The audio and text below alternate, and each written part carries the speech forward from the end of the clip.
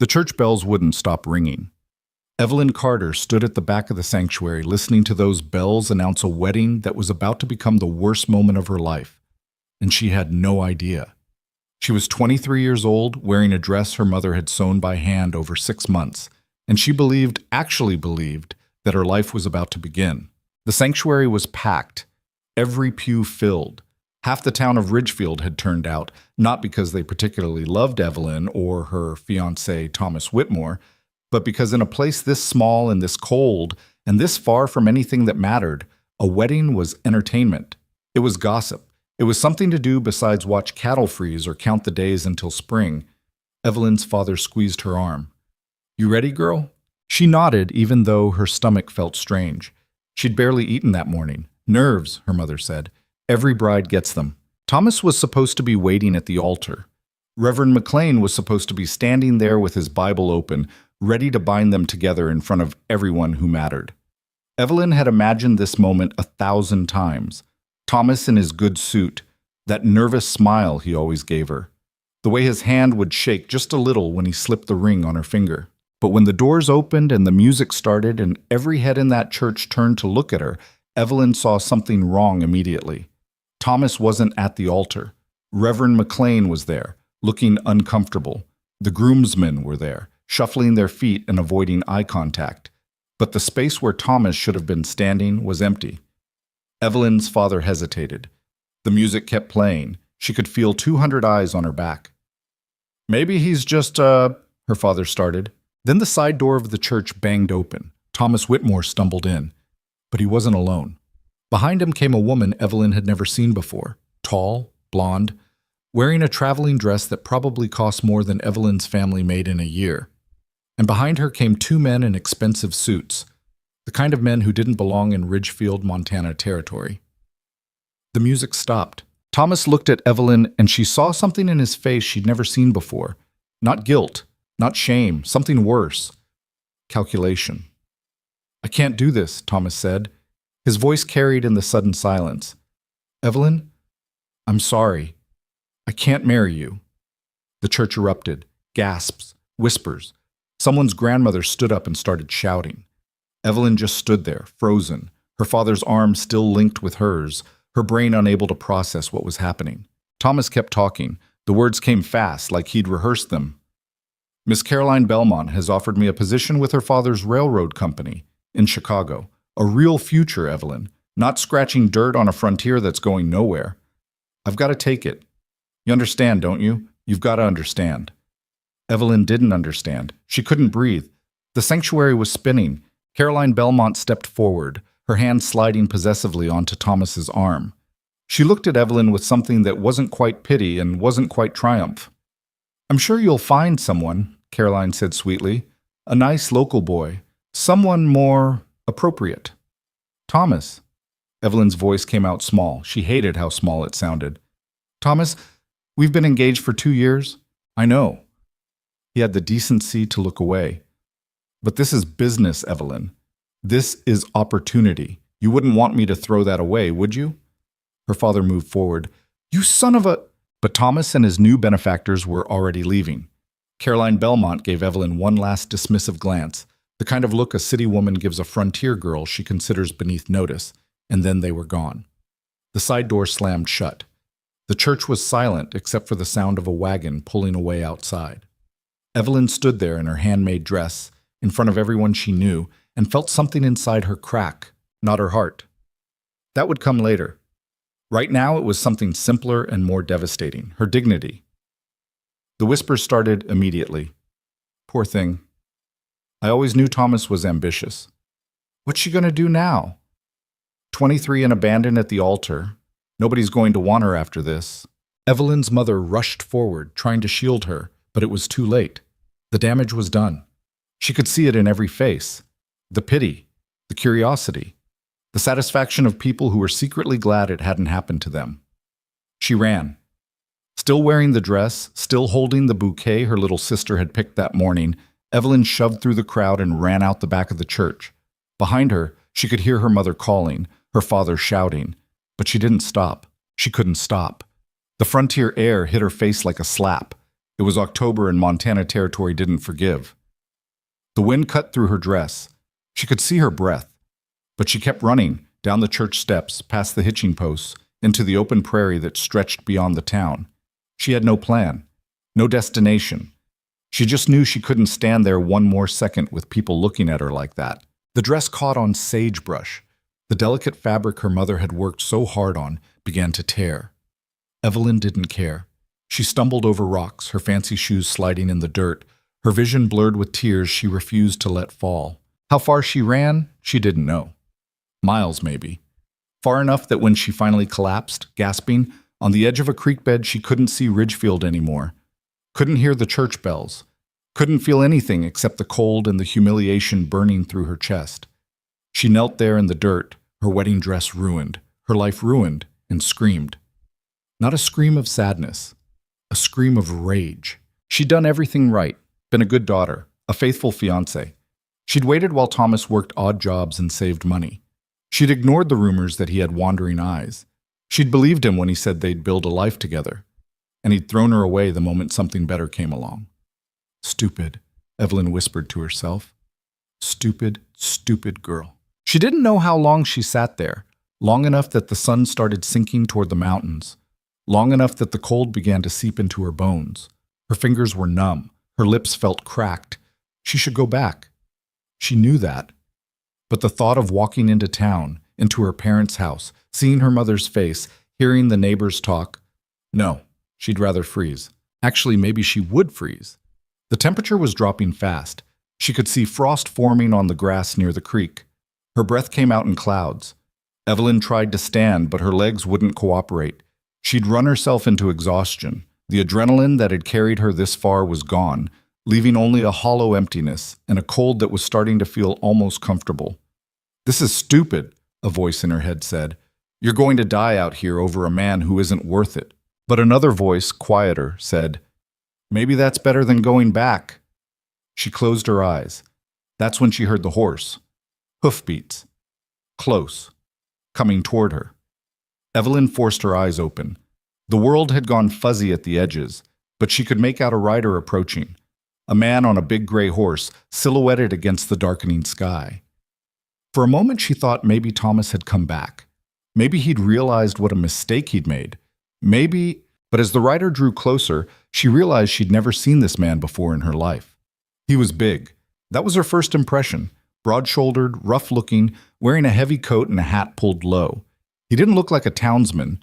He looked like someone who spent his life outdoors, someone the frontier had beaten into shape. He reined his horse to a stop a few feet away and stared down at her. "You lost?" His voice was deep. Not unkind exactly, but not friendly either. Practical.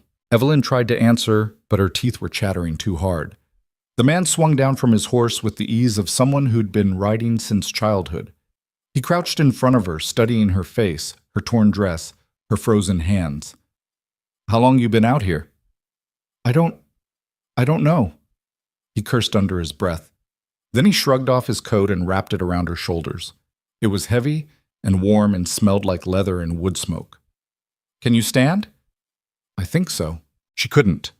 When she tried, her legs buckled. The man caught her before she hit the ground.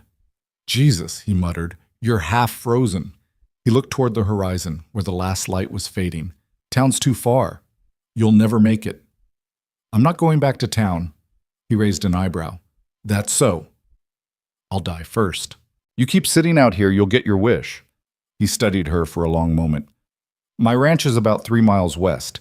I can get you there before full dark. Get you warm. Tomorrow, I'll take you wherever you want to go." Evelyn wanted to say no. Wanted to tell him she didn't need help from anyone. But her body made the decision for her. She was so cold she couldn't feel her feet. Another hour out here, and she'd be dead. "Okay," she whispered. The man lifted her onto his horse like she weighed nothing, then swung up behind her. He pulled her back against his chest, keeping her upright, and kicked the horse into motion. They rode in silence. Evelyn's mind felt fuzzy. She kept drifting, jerking awake when the horse stumbled or the man adjusted his grip to keep her from falling. She didn't know this man. Didn't know where he was taking her. Should have been terrified. Instead, she felt nothing. By the time they reached the ranch, full darkness had fallen. Evelyn caught glimpses of buildings in the moonlight, a large house, barns, corrals. The man carried her inside and deposited her near a fireplace, where flames were already crackling. "Don't move," he ordered, and disappeared. Evelyn sat there, shaking, staring at the fire. Slowly, painfully, feeling began returning to her hands and feet. It hurt worse than the cold had. The man returned with blankets and a cup of something hot. "Drink this." It was coffee, strong and bitter.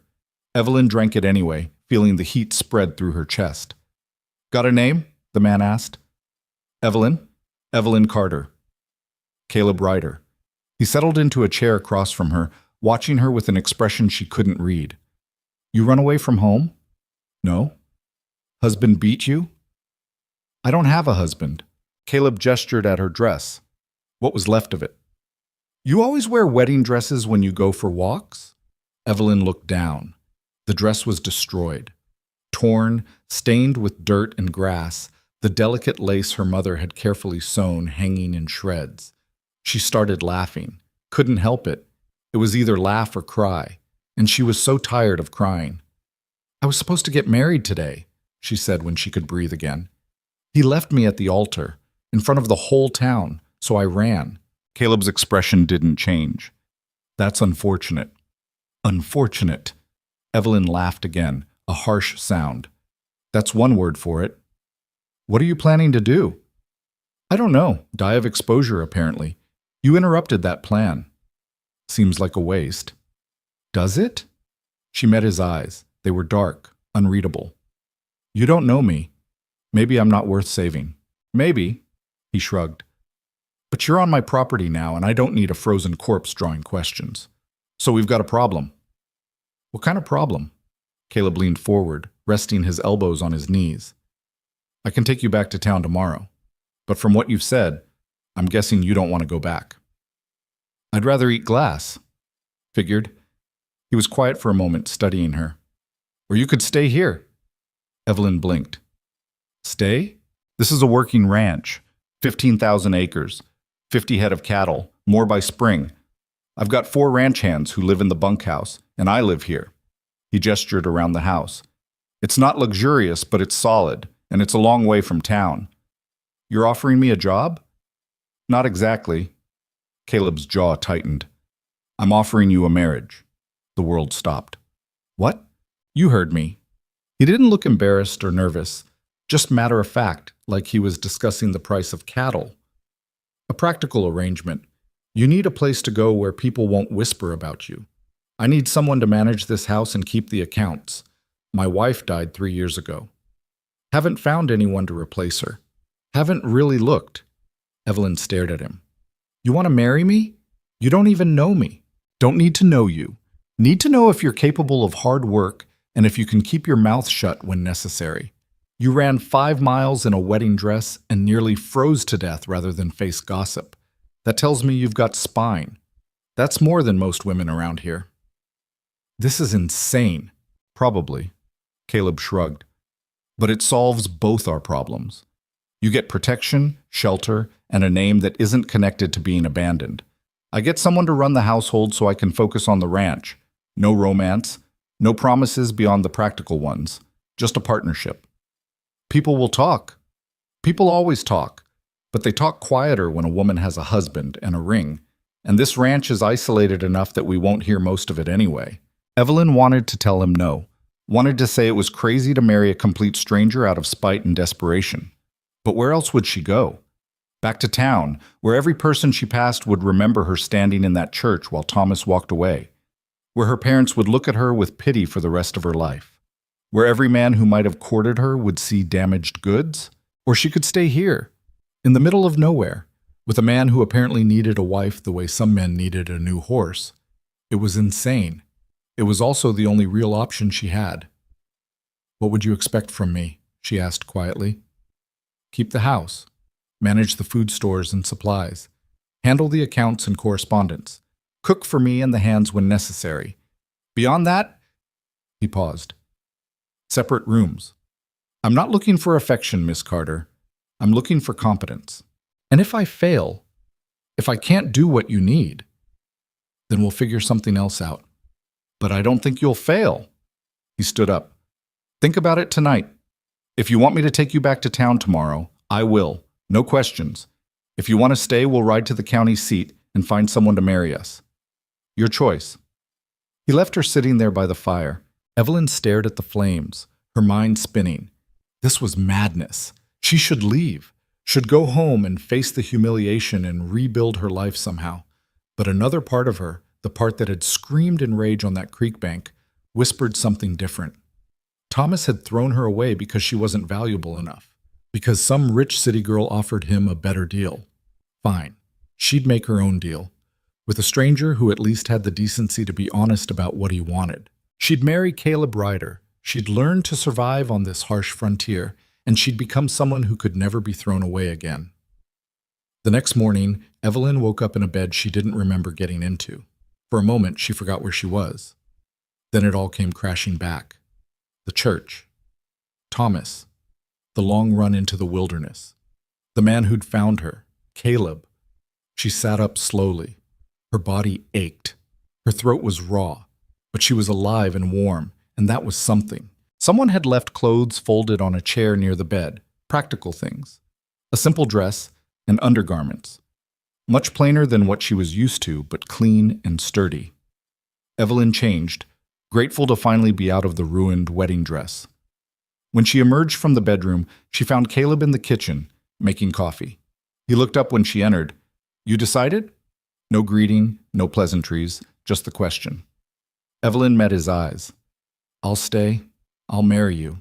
He nodded once, like she'd confirmed something he already knew. We'll leave in an hour. County seat is a 4-hour ride. Just like that? Just like that.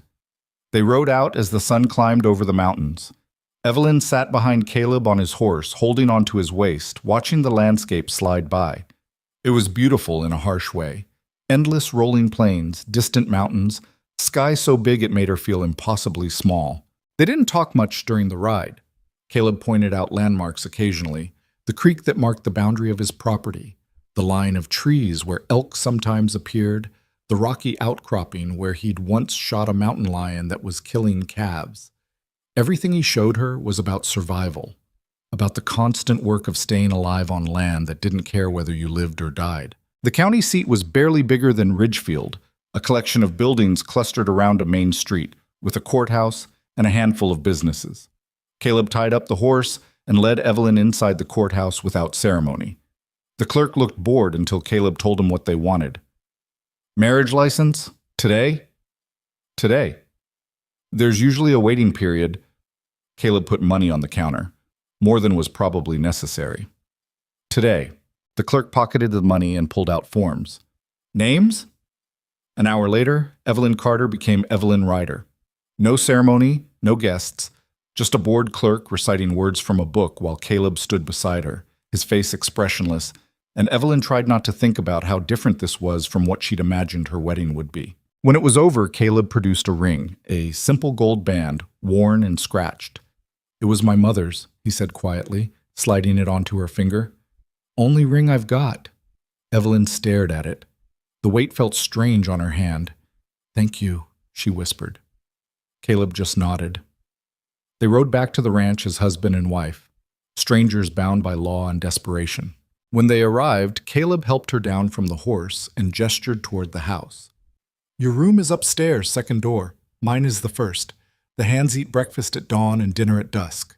They'll expect food. Pantry is stocked, but you'll need to take inventory and tell me what we're running low on. Okay? If you need anything, ask. If something breaks, tell me. If anyone gives you trouble. He paused. Tell me that too. What kind of trouble? You're a woman alone on a ranch with 4 men you don't know. Shouldn't be a problem. I don't hire men I can't trust, but if it becomes one, I'll handle it. Evelyn nodded. She appreciated the bluntness, even if it made her nervous.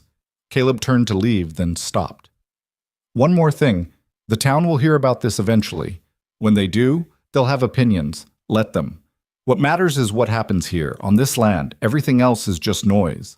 Then he was gone, striding toward the barn, leaving Evelyn standing in front of the house that was somehow now her home. She took a breath, squared her shoulders, and went inside. The house was larger than she'd realized the night before. A main room with the fireplace, a kitchen, a small room that looked like an office, and upstairs 3 bedrooms. It was well built, but clearly hadn't seen a woman's touch in years. Dust everywhere, dishes piled in the kitchen, paper scattered across the office desk. Evelyn rolled up her sleeves. If she was going to be Mrs. Ryder, she might as well start acting like it. She spent the rest of the day cleaning, scrubbing floors, organizing the kitchen, taking inventory of supplies like Caleb had asked. The work was hard and endless, but it gave her something to focus on besides the absolute insanity of what she'd just done. She'd married a stranger, a man she'd known for less than 24 hours. A man who looked at her like she was a hired hand rather than a wife. It should have terrified her. Instead, it felt oddly freeing. There were no expectations here. No need to be charming or delicate or any of the things women were supposed to be. Just work. Just survival. She could do that. When the sun started setting, she heard boots on the porch. The door opened and 4 men filed in. The ranch hands Caleb had mentioned. They stopped short when they saw her. "Who the hell are you?" one of them asked. Evelyn straightened, meeting his eyes. "Evelyn Ryder, Caleb's wife. And you are?" The men exchanged glances. The one who'd spoken, older, with a grizzled beard, recovered first. "Jack Morrison. Been working here 5 years." He gestured to the others. "That's Hank, Ben, and the kid is Danny.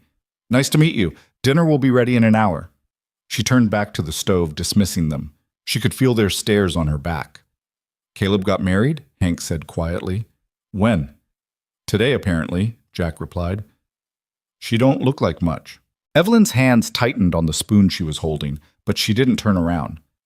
"Guess we'll see," Jack said. "Come on, let's clean up." The men left. Evelyn let out a breath she didn't realize she'd been holding. Dinner was tense. The hands sat at the table, eating the stew she'd made from supplies in the pantry, stealing glances at her. Caleb ate in silence, his face unreadable. Finally, Danny, who couldn't have been more than 17, spoke up. "Mrs. Ryder?" "Yes?" "Where'd you come from? I mean, we didn't even know Caleb was courting anyone." "He wasn't." Evelyn met the boy's curious eyes. "We met yesterday, got married today." The table went silent. That's fast," Danny said. "It's practical," Caleb said flatly. "Any other questions?" No one spoke. "Good. Ben, I need you to check the fence line tomorrow. North pasture's got weak spots. Hank, we're moving the herd closer to the house before the weather turns. Jack, Danny, you're with me. We've got supplies coming from town." The men nodded, back on familiar ground. Talk turned to work, cattle, weather, repairs. Evelyn listened, learning the rhythm of ranch life, understanding for the first time just how much labor it took to keep a place like this running. After dinner, the hands retreated to the bunkhouse. Caleb helped her carry dishes to the kitchen, a small courtesy she hadn't expected. "They'll get used to you," he said quietly. "Will they?" "Eventually." He paused. "You did well today." It was the closest thing to praise she'd heard from him. Evelyn felt something loosen in her chest. "Thank you." Caleb nodded and headed upstairs, leaving her alone in the kitchen. Evelyn finished the dishes, banked the fire, and climbed the stairs to her new room. It was simple. A bed, a dresser, a window looking out over the dark prairie. She could hear wind rattling the shutters. She sat on the bed and looked at the ring on her finger. Mrs. Evelyn Ryder. 24 hours ago, she'd been Evelyn Carter, abandoned bride, town scandal. Now she was someone completely different, someone she didn't quite recognize yet. But maybe that was the point. Maybe out here, in this hard place with this hard man, and this impossible life, she could become someone stronger than the girl who'd run from that church. Someone who couldn't be thrown away. Someone who couldn't be broken. Outside, a coyote howled in the darkness. Evelyn lay down, pulled the rough blankets over herself, and closed her eyes. Tomorrow, the real work would begin. The first week nearly killed her. Not literally, though Evelyn woke up each morning feeling like her body had been trampled by horses. But the sheer relentless demand of ranch life ground against everything she thought she knew about work. In town, she'd kept house for her parents, cooked meals, mended clothes, tended a small garden. She'd thought that prepared her for this. She'd been wrong. The ranch hands expected breakfast before sunrise. Not a leisurely meal, but hot food they could shovel down before heading into brutal cold to do jobs Evelyn barely understood. The first morning, she burned the biscuits and undercooked the bacon. Jack took one look at his plate and said nothing, but his expression spoke volumes. The younger ones, Danny and Ben, ate without complaint, probably too intimidated to say anything. Hank pushed his food around and eventually walked out, dumping half his breakfast in the scrap bucket by the door. Caleb ate everything on his plate without comment, then left with the others. Evelyn stood in the kitchen, surrounded by dirty dishes and failure, fighting the urge to cry. She wouldn't give them that.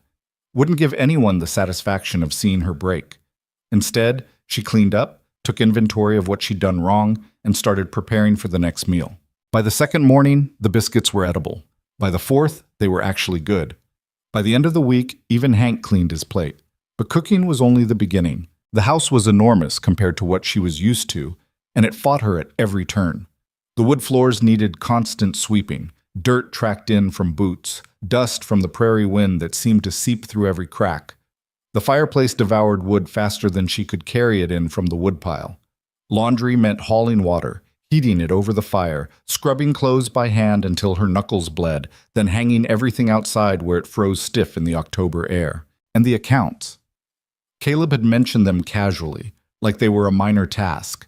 But when Evelyn finally sat down at the desk in his office, she found a nightmare of scattered papers, bills, receipts, and ledgers that hadn't been properly maintained in years.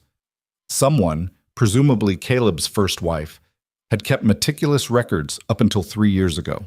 After that, it was chaos. She spent 2 full days just sorting papers into piles that made sense. "You need help with that?" Caleb asked one evening, finding her bent over the desk, squinting at faded handwriting by lamplight. "No?"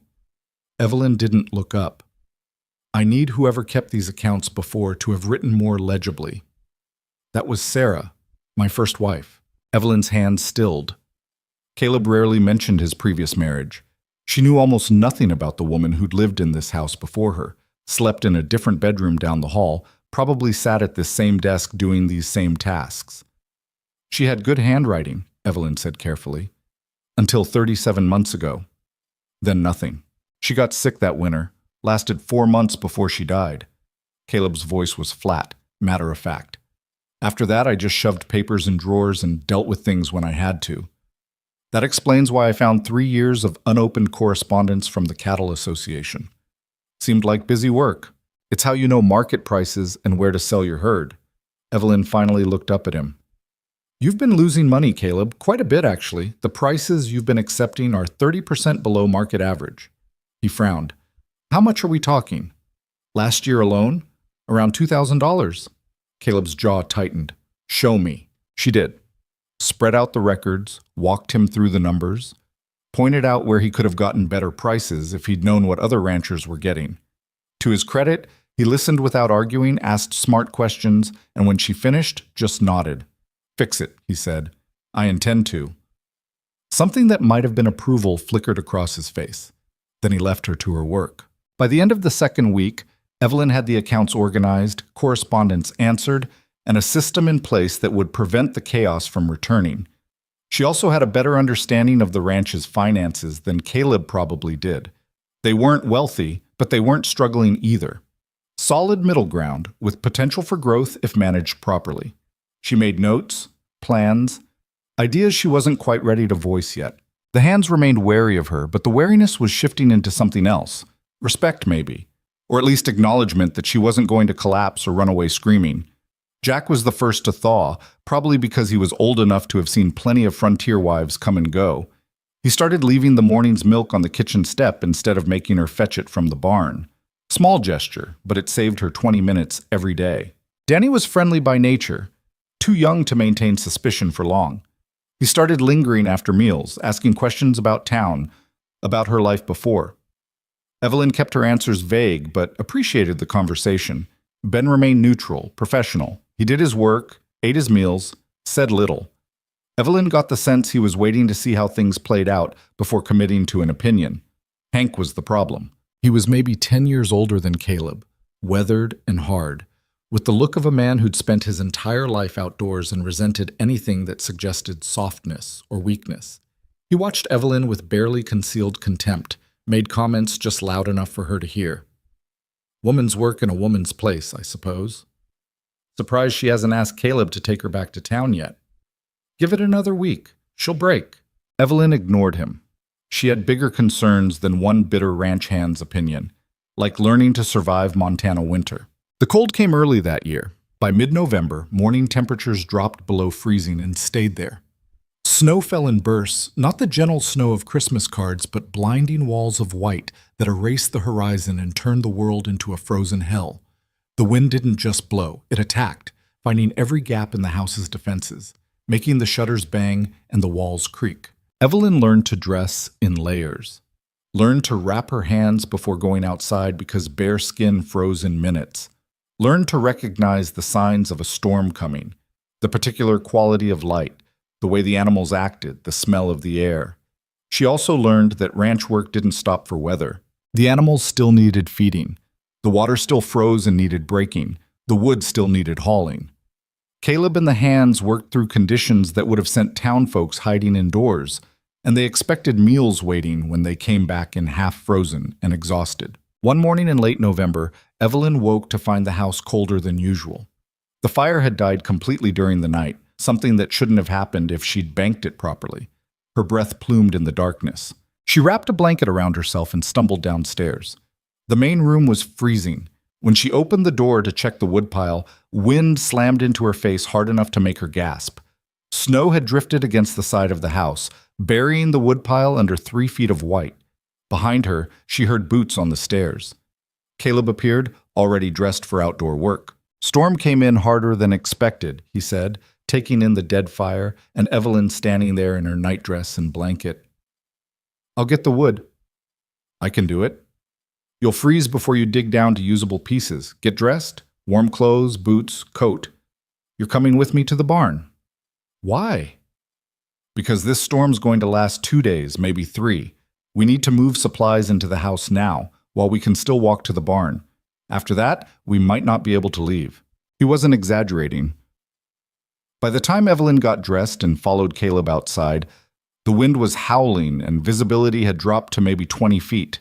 Caleb tied a rope between the house and the barn, insurance against getting lost in the whiteout, and they made trip after trip hauling wood, food stores, and everything else they might need. The work was brutal. The cold bit through Evelyn's clothes. Snow got inside her boots, melting and then freezing against her skin. Her hands went numb even inside gloves.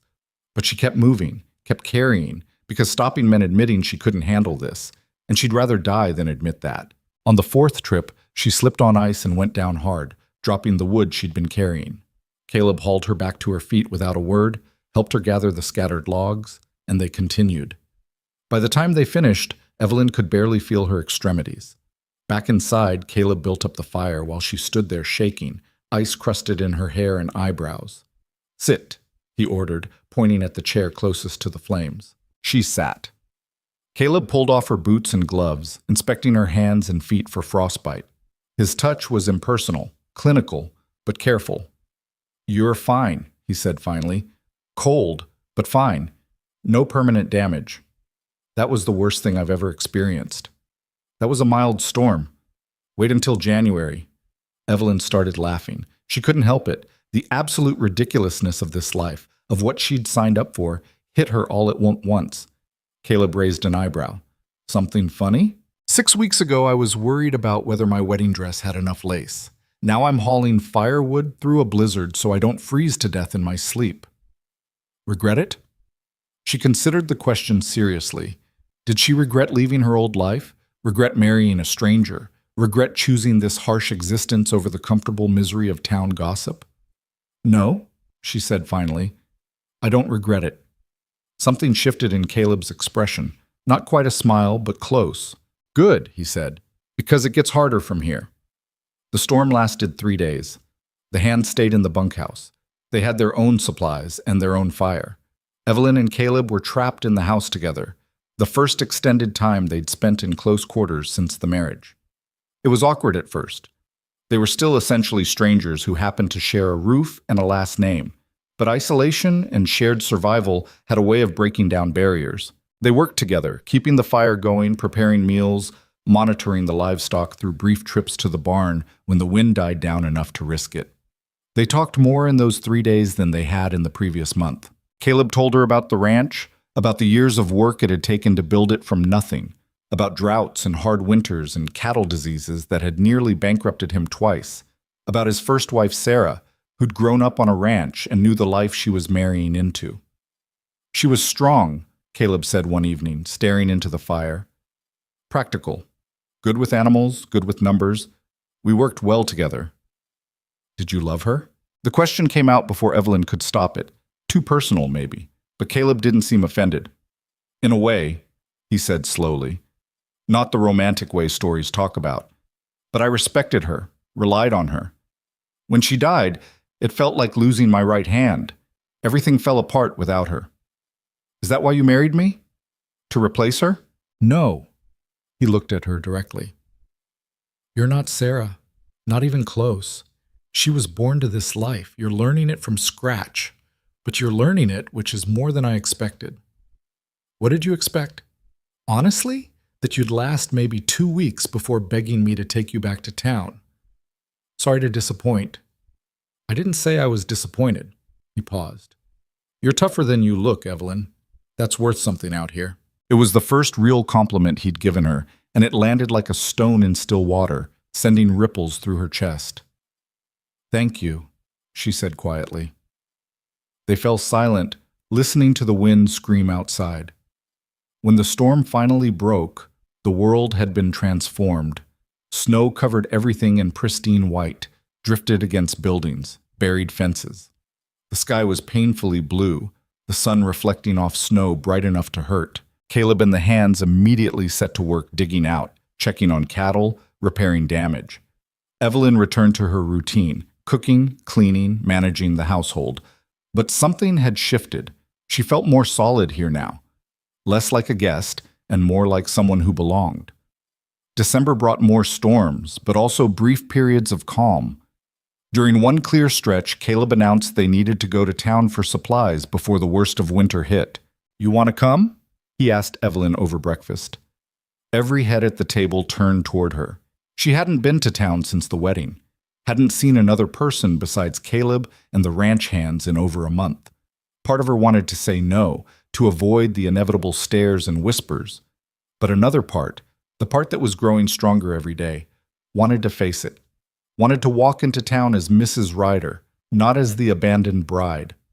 Yes, she said, I'll come. The ride to town took most of the morning. The cold was merciless, but Evelyn had learned to dress for it now. She sat beside Caleb on the wagon seat, wrapped in furs, watching the landscape roll by. They didn't talk much during the journey, but the silence was comfortable, companionable even. When Ridgefield came into view, Evelyn's stomach tightened. She could see the church steeple where her life had fallen apart, the main street where people she'd known her entire life would soon be staring at her. Caleb pulled the wagon to a stop outside the general store. You need anything specific? Fabric, thread, some herbs if they have them. Go ahead, I'll handle the bulk supplies and meet you back here. Evelyn climbed down, squared her shoulders, and walked into the store. The bell above the door chimed. Conversation stopped. Mrs. Henderson, who ran the store, froze mid-sentence in the middle of gossiping with 2 other women. All 3 turned to stare. Evelyn? Mrs. Henderson's voice was full of false sweetness. Is that you? We heard the most extraordinary rumor that you'd gotten married, but surely... It's not a rumor. Evelyn kept her voice level. I'm Mrs. Ryder now, Caleb Ryder's wife. The women exchanged looks loaded with judgment and curiosity. That was rather sudden, one of them said. Wasn't it? Not particularly. Evelyn moved toward the fabric section, forcing the women to either follow or let her go. They followed. Caleb needed a wife. I needed a home. We came to an arrangement. An arrangement? The woman's tone dripped with insinuation. How practical. It is actually. Evelyn selected several yards of sturdy cotton, refusing to let them see her hands shake. Much more practical than marrying for romance and having it fall apart the moment something better comes along. The reference to Thomas wasn't subtle. Mrs. Henderson flushed. Well, I suppose some women are willing to settle for convenience, she said primly. And some women are willing to pretend their marriages are love matches when everyone knows they're just as practical. Evelyn met her eyes. At least I'm honest about mine. She paid for her purchases and walked out with her head high, leaving the women sputtering behind her. Outside, her hands were shaking, but she'd done it, faced them down, refused to be ashamed. Caleb was loading supplies into the wagon. He glanced at her, taking in whatever expression was on her face, and something like approval crossed his features. Trouble? Nothing I couldn't handle. They finished their errands in silence. As they were preparing to leave, a figure emerged from the saloon across the street. Thomas Whitmore. Evelyn's breath caught. She hadn't seen him since the church. Hadn't expected to see him now. He looked different. Still handsome, but there was something defeated in the way he carried himself. His fancy suit was rumpled. He saw her and froze. Evelyn? She didn't respond. Thomas crossed the street, his eyes darting between her and Caleb. I heard you got married. I thought it was a joke. It's not. To Caleb Ryder? The rancher? Thomas's voice held disbelief. Evelyn, he's nobody. You married a farmer. Rancher, Caleb corrected quietly. He'd stopped loading supplies and was watching Thomas with the flat, assessing gaze of a man deciding whether someone was worth his time. Rancher, farmer, what's the difference? Thomas turned back to Evelyn. You did this to spite me, didn't you? To make me feel guilty. Evelyn actually laughed. Thomas, I haven't thought about you in weeks. I married Caleb because I needed a home and he needed help running his ranch. It had nothing to do with you. I don't believe that. I don't care what you believe. She climbed onto the wagon seat. How's Chicago? How's Miss Belmont? Thomas's face darkened. That didn't work out. What a shame. The position fell through. Her father decided I wasn't suitable after all. Caroline went back to her family, and He stopped, his voice bitter. I came back here. Looking for what? Sympathy? Looking for you. Thomas stepped closer. Evelyn, I made a mistake. I see that now. But it's not too late. We can fix this. You can get an annulment or divorce or whatever you need, and we can start over. The absolute audacity stunned her into silence. Beside her, she felt Caleb tense. You think she'd take you back? Caleb's voice was soft, dangerous. She loved me, Thomas said. You can't erase 2 years of courtship just because I made one bad decision. Watch me. Evelyn's voice cut through the cold air. Thomas, you left me standing in a church in front of everyone I knew. You threw me away for a woman you barely knew and a job that didn't exist. And now you want me back because your plans fell through and you need someone to salvage your reputation. That's not... Don't lie to me. I'm not the same girl you abandoned. That girl would have taken you back, would have forgiven you, would have spent the rest of her life wondering if you were going to leave again the moment something better came along. She leaned forward. But I'm not her anymore. I'm Mrs. Ryder, and I don't need you. I don't want you. I don't even think about you except when you force me to by showing up and making a scene. Thomas's face went red. You're making a mistake. No, I made a mistake 2 years ago when I agreed to marry you. I fixed it. Caleb picked up the reins. We're done here. The wagon lurched forward. Thomas stood in the street watching them leave, looking lost and foolish. Neither of them spoke until they were well outside town. Then Caleb said quietly, You handled that well. I wanted to hit him. I noticed, appreciated the restraint. Evelyn looked at him. Would you have stopped me if I had hit him? No, might have helped. She smiled despite herself. Then, because the encounter with Thomas had shaken something loose inside her, she said, Did you mean it? What you said about me being tougher than you expected. I don't say things I don't mean. I'm still learning. I burn food sometimes. I can't carry as much wood as you. I don't know how to birth a calf or treat livestock diseases or any of the 100 other things a real ranch wife should know. You'll learn. Caleb was quiet for a moment. Sarah knew all those things because she grew up doing them, but she couldn't balance accounts to save her life, and she hated dealing with cattle buyers. You're good at the things she wasn't. That's worth something. Is it enough? He looked at her, really looked at her, and for the first time she saw something in his expression that wasn't just assessment or approval. Something warmer. Yeah, he said. It's enough. They rode home through the gathering dusk, and Evelyn felt something settle inside her. Not happiness exactly, but something close. Contentment, maybe. The sense that she'd made the right choice, taken the right path, even if it had started with humiliation and desperation. Winter deepened. The days grew shorter, the nights longer and colder. Evelyn's world shrank to the boundaries of the ranch, the house, the barn, the corrals. But instead of feeling trapped, she felt grounded. This place was hers now. These people, Caleb, Jack, Danny, Ben, even Grumpy Hank, they were hers too. She learned to read the rhythms of ranch life, when to push and when to rest, when silence meant contentment and when it meant worry. She learned the sounds the house made at night, the patterns of smoke from the chimney, the way the horses whinnied differently depending on whether they were hungry or scared. And she learned Caleb, learned that he was a morning person, useless for conversation until he'd had coffee, that he had a scar on his left hand from a bull attack years ago, that he couldn't carry a tune but hummed anyway when he thought no one was listening, that he was fair with his hands but expected them to work as hard as he did, that he'd read more books than she would have guessed, kept a small shelf of them in his bedroom. They developed routines, small rituals that made sharing space easier. Caleb always poured coffee for both of them in the morning. Evelyn always saved him the last biscuit at breakfast. They'd sit by the fire in the evening after the hands went to their bunkhouse, Caleb reviewing ranch business while Evelyn mended clothes or worked on the accounts. And they'd talk about weather, cattle prices, town politics, nothing deep but enough to feel like companions instead of strangers. One night in early January, during a particularly brutal cold snap, the house was so frigid that Evelyn woke up shivering despite every blanket she owned. She'd worn socks to bed, layered her nightdress under a robe, and still the cold seeped into her bones. She gave up on sleep and went downstairs to build up the fire. To her surprise, Caleb was already there, feeding logs into the hearth. "Can't sleep either?" she asked. "Too cold. Worried about the cattle. If this keeps up, we'll lose some." Evelyn wrapped a blanket around herself and settled into the chair nearest the fire. "Is there anything we can do?" "Not much. The hands are rotating shifts checking on them. But if a cow decides to lie down in snow like this, sometimes they just don't get back up." "I'm sorry." He shrugged. "Part of the life? Lose some every winter. Just hope we don't lose too many." They sat in silence, watching flames dance.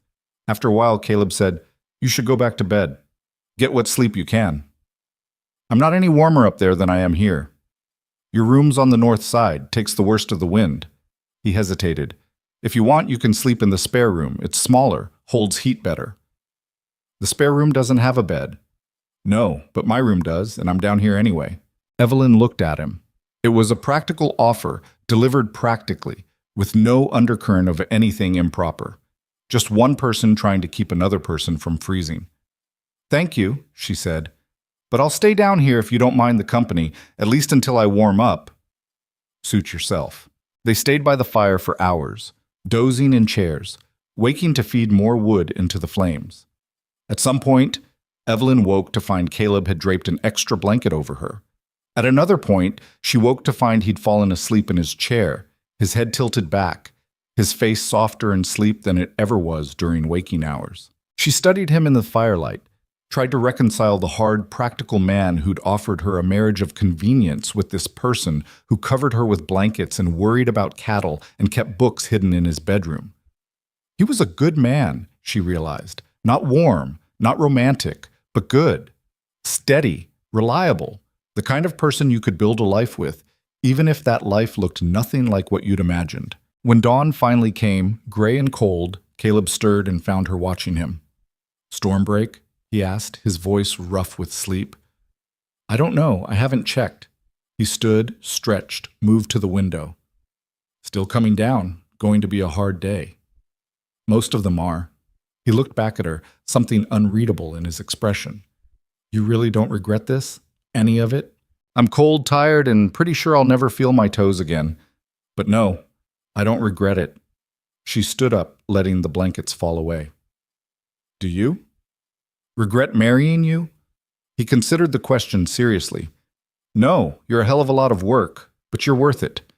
Coming from Caleb, it was practically a declaration of love. Evelyn smiled. I'll take that as a compliment. It was meant as one. The hands started arriving for breakfast. The day began. And life on the Ryder Ranch continued, hard and cold and unforgiving, but somehow exactly what Evelyn needed. By February, she'd stopped thinking of herself as Evelyn Carter who'd gotten married. She was just Evelyn Ryder, ranch wife, account keeper, survivor of Montana winter. And when spring finally came, bringing warmth and new grass and calves being born in the fields, she realized she was happy. Not the simple happiness of her old life, but something deeper, something earned. She'd been forged by this place, by this life, into someone stronger than she'd ever imagined she could be.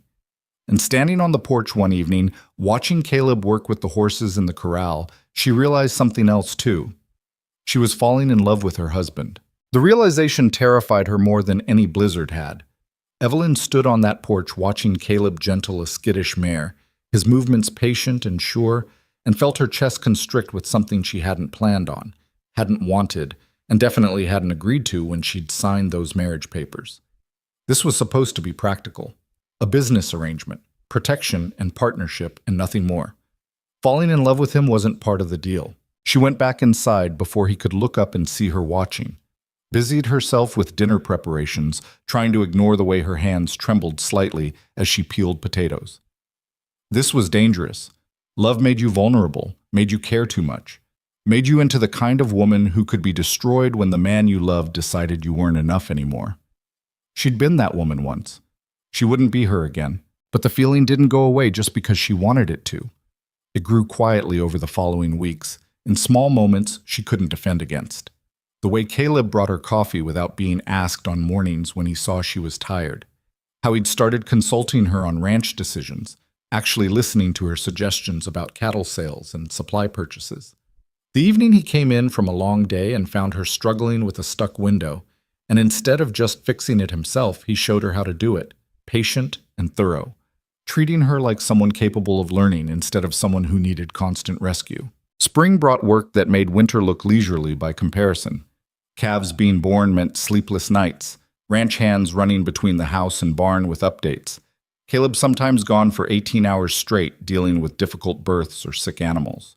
Evelyn kept coffee hot, meals ready, the household running so he could focus on keeping their livelihood alive. One night in late March, he stumbled in near midnight, exhausted and covered in blood and worse. "Lost 2 calves," he said, his voice hollow. "Breech births. Couldn't save them." Evelyn had learned enough by now to know what that meant. Lost calves meant lost money, lost breeding stock, lost future. "The cows?" she asked quietly. "They'll live, but it's a waste. Whole winter keeping them fed, waiting for spring, and then—" He broke off, rubbing his face with hands that shook slightly from exhaustion. "Sit down," Evelyn said. "I'll heat water for washing." "I can do it." "Caleb, sit down." He sat. Too tired to argue. She heated water, brought it to him with soap and clean rags, and left him to clean up while she fixed a plate of food from dinner. When he emerged from washing, looking slightly more human, she set the food in front of him. "Eat." He ate mechanically, not tasting anything, just fueling his body. Evelyn sat across from him, watching. "2 calves isn't the end of the world," she said finally. "The accounts are strong enough to absorb it. It's not about the money." Caleb pushed his empty plate away. "It's about doing everything right and still losing. That's ranching. That's this life. You do everything you can, and sometimes it doesn't matter." "I know." He looked at her, really looked at her, and something in his expression made her breath catch. "Do you? You grew up in town, Evelyn. Safe, predictable. Out here, you can work yourself to death and still fail, still lose everything. That's what you signed up for when you married me. That's what you'll be living with for the rest of your life if you stay." "If I stay?" Her voice came out sharper than intended. "Where exactly do you think I'd go?" "Back to town, back to civilization. You could still do it. Get the marriage annulled, claim it was never consummated. Find someone who could give you an easier life. Is that what you want?" "What I want doesn't matter. What's fair to you matters." Evelyn stood up, her chair scraping against the floor. "Don't do that. Don't make decisions for me about what I can or can't handle. I've been here 6 months, Caleb. 6 months of brutal winter and backbreaking work and learning a life I never imagined I'd have to live. And I'm still here. I'm not leaving. Why not? He stood too, facing her across the table. Why stay in a marriage you never wanted with a man you barely know, living a life that's only going to get harder? Because I love you, she thought. Because somewhere between hauling firewood and balancing accounts and sitting by the fire on frozen nights, you became the person I can't imagine living without. But she couldn't say that. Couldn't hand him that kind of power over her. Because this is my home now, she said instead. Because I'm not running anymore. And because you need me, whether you want to admit it or not. Something flickered in his eyes. I do need you. Then stop trying to send me away. They stood there, tension crackling between them like lightning before a storm. Then Caleb exhaled slowly. I'm tired, he said. Too tired to argue about this tonight. Good. Then go to bed. He went. Evelyn stayed downstairs cleaning up, her heart pounding. She'd almost told him, almost said the words that would change everything. Maybe it was better that she hadn't. April brought the first real signs that their isolation was ending. Neighbors started visiting again, ranchers whose places had been cut off by winter weather. They came to trade information, check on each other, discuss plans for the spring cattle drive. That's when Evelyn first heard about the rustlers. She was serving coffee to Caleb and two neighboring ranchers, Frank Morrison and Pete Crawford, when Frank mentioned it. Lost 6 head last month, Frank said. Just gone. No tracks, no signs, nothing. Like they vanished. Could be wolves, Caleb offered. Would have left carcasses. No, these were taken. Someone stealing cattle. Pete nodded. I lost 4 myself. Heard the Jenkins place lost a dozen. Someone's working the territory systematically. Caleb's expression darkened. Anyone talk to the territorial marshal? Marshal's 300 miles away and doesn't care about missing cows. We're on our own with this one. After the men left, Evelyn found Caleb in the barn, checking their own herd count. How bad is it? She asked. Bad enough. If someone's stealing cattle in organized numbers, that's not random theft. That's a gang. And gangs don't stop until someone stops them. What do? We watch, we wait, and if they come here, we make sure they regret it. The way he said it made something cold settle in Evelyn's stomach. This wasn't abstract anymore. This was danger coming to their doorstep. Over the next few weeks, the tension on the ranch ratcheted up. Caleb posted guards at night, had the hands ride the property lines daily, kept rifles loaded and ready. He taught Evelyn to shoot. You need to know this, he said, handing her one of his rifles. If something happens, if men come here and I'm not around, you need to be able to defend yourself. I've never shot a gun in my life. Then it's time you learned. He was a patient teacher, showing her how to hold the rifle, how to aim, how to breathe and squeeze the trigger instead of jerking it. The first few shots went wide, the recoil surprising her, but gradually she got better, started hitting targets, started feeling the weight and balance of the weapon become familiar. You're a natural, Caleb said after she hit 3 bottles in a row. I'm terrified. Good. Fear keeps you careful. Overconfidence gets you killed. He paused. I hope you never have to use this for real, but if you do, don't hesitate. Don't warn. Don't negotiate. You shoot to stop the threat. Understand? Evelyn nodded, her mouth dry. That night, lying in bed, she couldn't stop thinking about it. About the possibility of men coming here, threatening everything she'd built. About having to point a rifle at another human being and pull the trigger. She'd come to the frontier to escape humiliation. She might end up dying here instead. The attack on the Morrison Ranch happened on a moonless night in early May. They didn't hear about it until the next morning when Frank's eldest son rode up at dawn, his horse lathered and his face pale. They burned us out, the boy gasped. 20 men, maybe more, came in the night, took everything, cattle, horses, supplies. Pa tried to fight. They beat him near to death. Ma's hurt too. They said anyone who reports them to authorities dies. They said the whole valley's theirs now. Caleb's face went hard as stone. Where's your family now? Neighbors took them in. Pa sent me here to warn you. Said they're hitting ranches one by one, moving east. You're probably next. After the boy left with food and a fresh horse, Caleb gathered everyone in the main house. The 4 ranch hands, Evelyn, everyone who lived and worked on the property. You heard what happened to Morrison, Caleb said. Same thing's been happening across the territory. Organized gang, hitting ranches, stealing everything not nailed down, and hurting anyone who resists. They're moving this direction, which means they'll be here soon. What do we do? Danny asked. The young man looked scared, which was honest at least. We have 3 options. 1, we run. Pack up and leave, let them take the ranch. 2, we stay and surrender without fighting, hope they just take the cattle and leave. 3, we make a stand. Fortify this place and make them pay for every inch. Surrendering didn't help Morrison, Jack said quietly. They beat him anyway. I know, Caleb's voice was grim. Which is why I'm not asking you to stay. You want to leave? Ride out now. No shame in it. This is my ranch, my fight. But anyone who stays needs to understand we might die here. If we fight and lose, they'll kill us. If we run, we lose everything, Hank said. For once, the bitter ranch hand looked serious instead of contemptuous. I got nowhere else to go. I'll stay. Me too, Jack said. Ben and Danny nodded. Caleb looked at Evelyn. You should go. Ride to town. Stay with your parents until this is over. No. Evelyn, this is my home too. Those are my account books, my kitchen, my life you're talking about defending. I'm not running. This isn't about pride. This is about survival. You're not... He stopped himself. I'm not what? Not strong enough? Not capable? She stepped closer. You taught me to shoot. You've spent 6 months teaching me how to survive out here. Either you meant it or you didn't. Which is it? Caleb's jaw worked. Finally, he said, if you stay, you follow orders. No arguments, no hesitation. If I tell you to hide, you hide. If I tell you to run, you run. Agreed? Agreed. He didn't look happy about it, but he nodded.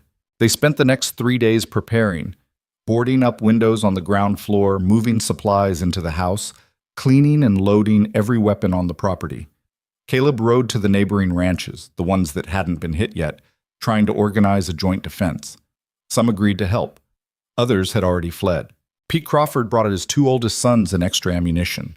Another rancher, Tom Wilson, brought 4 of his hands. They weren't an army, but they were something. 15 men total, plus Evelyn, fortified in and around the ranch house. They'll come at night, Caleb told everyone during the final briefing. Probably try to draw us out or burn us out. Don't fall for it. We hold the house and the barn. Crossfire between the 2 positions. Make them come to us. What if they just burn the whole place? Ben asked. Then we go down fighting. Caleb's voice was flat. But they want the cattle alive. They want supplies they can use. Burning everything means they get nothing, so they'll try to scare us out first. Don't let them. They waited. The tension was suffocating. Every night, guards rotated through watch positions. Every sound in the darkness made hands tighten on rifle grips. But nothing came. Days stretched into a week. The men started getting restless, wondering if maybe the gang had moved on, hit different territory. Evelyn kept busy cooking, maintaining supplies, trying not to think about what was coming, but she couldn't sleep. Every night she lay awake, listening, waiting. She was in the kitchen when Danny burst through the door, his eyes wild. They're coming. Jack spotted them on the North Ridge, at least 30 riders. Everything happened fast after that. Men scrambling to positions, rifles being checked one last time. Caleb grabbing Evelyn by the shoulders. Upstairs, back bedroom. Don't come down unless I call for you. Caleb, please. His voice cracked slightly. Please, Evelyn. I can't fight if I'm worrying about you. She nodded. Let him believe she'd stay hidden. She went upstairs, but instead of hiding in the back bedroom, she positioned herself at a window overlooking the front approach. She could see them now, dark shapes moving through the twilight, surrounding the property. So many of them. Far more than 30. They'd lied about their numbers, or their numbers had grown. Below, she heard Caleb's voice, steady and carrying. Anyone who leaves now can go freely. We don't want trouble. Just leave us alone and move on. Laughter answered him. Then a voice, deep and mocking. We don't leave empty-handed, farmer. Your cattle, your horses, your supplies. Hand them over, and maybe we don't burn the rest. Not happening. Then you're all dead men. The first shots shattered the night. Evelyn flinched as gunfire erupted from multiple directions. Muzzle flashes in the darkness, the sound of bullets hitting wood, men shouting. She clutched her rifle, trying to see through the chaos. A group of attackers rushed the front door. She saw Ben go down, clutching his leg. Saw Jack fire and drop one of the attackers. Saw Caleb moving between positions, coordinating defense, completely exposed. An attacker made it to the porch, kicking at the barricaded door. Evelyn didn't think. She aimed through the window, remembered everything Caleb had taught her, and fired. The man dropped. She'd just killed someone. Her hands started shaking so badly she almost dropped the rifle. But there was no time to process it. Another attacker was climbing through a window on the side of the house. She fired again, missed, fired again. This time he fell back. Downstairs she heard crashing, shouting. Someone had gotten inside. Evelyn ran for the stairs, knowing she'd promised to stay put, knowing Caleb would be furious, but unable to hide while the house was being breached. She reached the landing just as a man appeared at the bottom of the stairs. Not one of their people. A stranger with wild eyes and a gun. He saw her and raised his weapon. Evelyn fired first. The recoil slammed into her shoulder. The man fell backward, blood blooming across his chest. She stood there frozen, bile rising in her throat. "Evelyn!" Caleb's voice, hoarse with fury and fear. He appeared around the corner, saw her, saw the dead man, and his face went white. "I told you to hide." "He got inside. Later." He grabbed her arm, pulled her down the stairs. "Stay with me. You're not out of my sight now." The battle raged for what felt like hours, but was probably only 30 minutes. The attackers had numbers, but Caleb's group had position and desperation. Slowly, the assault faltered. Bodies littered the ground. The attackers began falling back. Then someone shouted from outside, "Enough! Hold fire!" The shooting stopped. In the sudden silence, Evelyn could hear her own ragged breathing, the ringing in her ears. A man rode forward into the space between the house and the retreating gang. He was tall, well-dressed for an outlaw, sitting his horse like someone used to command. "I'm Wade Mercer," the man called out. "Most of you have heard of me. The smart ones are scared. The stupid ones are already dead." He gestured at the bodies. "You've got fight. I'll give you that. But this isn't over. We'll come back. With more men, more guns, and next time we'll burn everything to ash and salt the ground. Unless what?" Caleb shouted back. "Unless you give me what I want." Mercer's eyes swept across the building until they found Evelyn standing beside Caleb in the doorway. "Her, the woman. Give her to me and we leave you alone. Your ranch stands, your men live. All you have to do is hand over the girl." Evelyn's blood went cold. "What?" Caleb stepped in front of her. "Not a chance." "Then you're all dead. Simple as that." Mercer smiled, and it was the smile of something inhuman. "I'll give you 3 days to think it over. After that, we come back and finish this. Your choice." He wheeled his horse around. The gang withdrew into the darkness, leaving their dead behind. Inside the house, everyone stood in shocked silence. Then Danny said quietly, "Why does he want Mrs. Ryder?" "I don't know," Caleb said, but his voice was strange.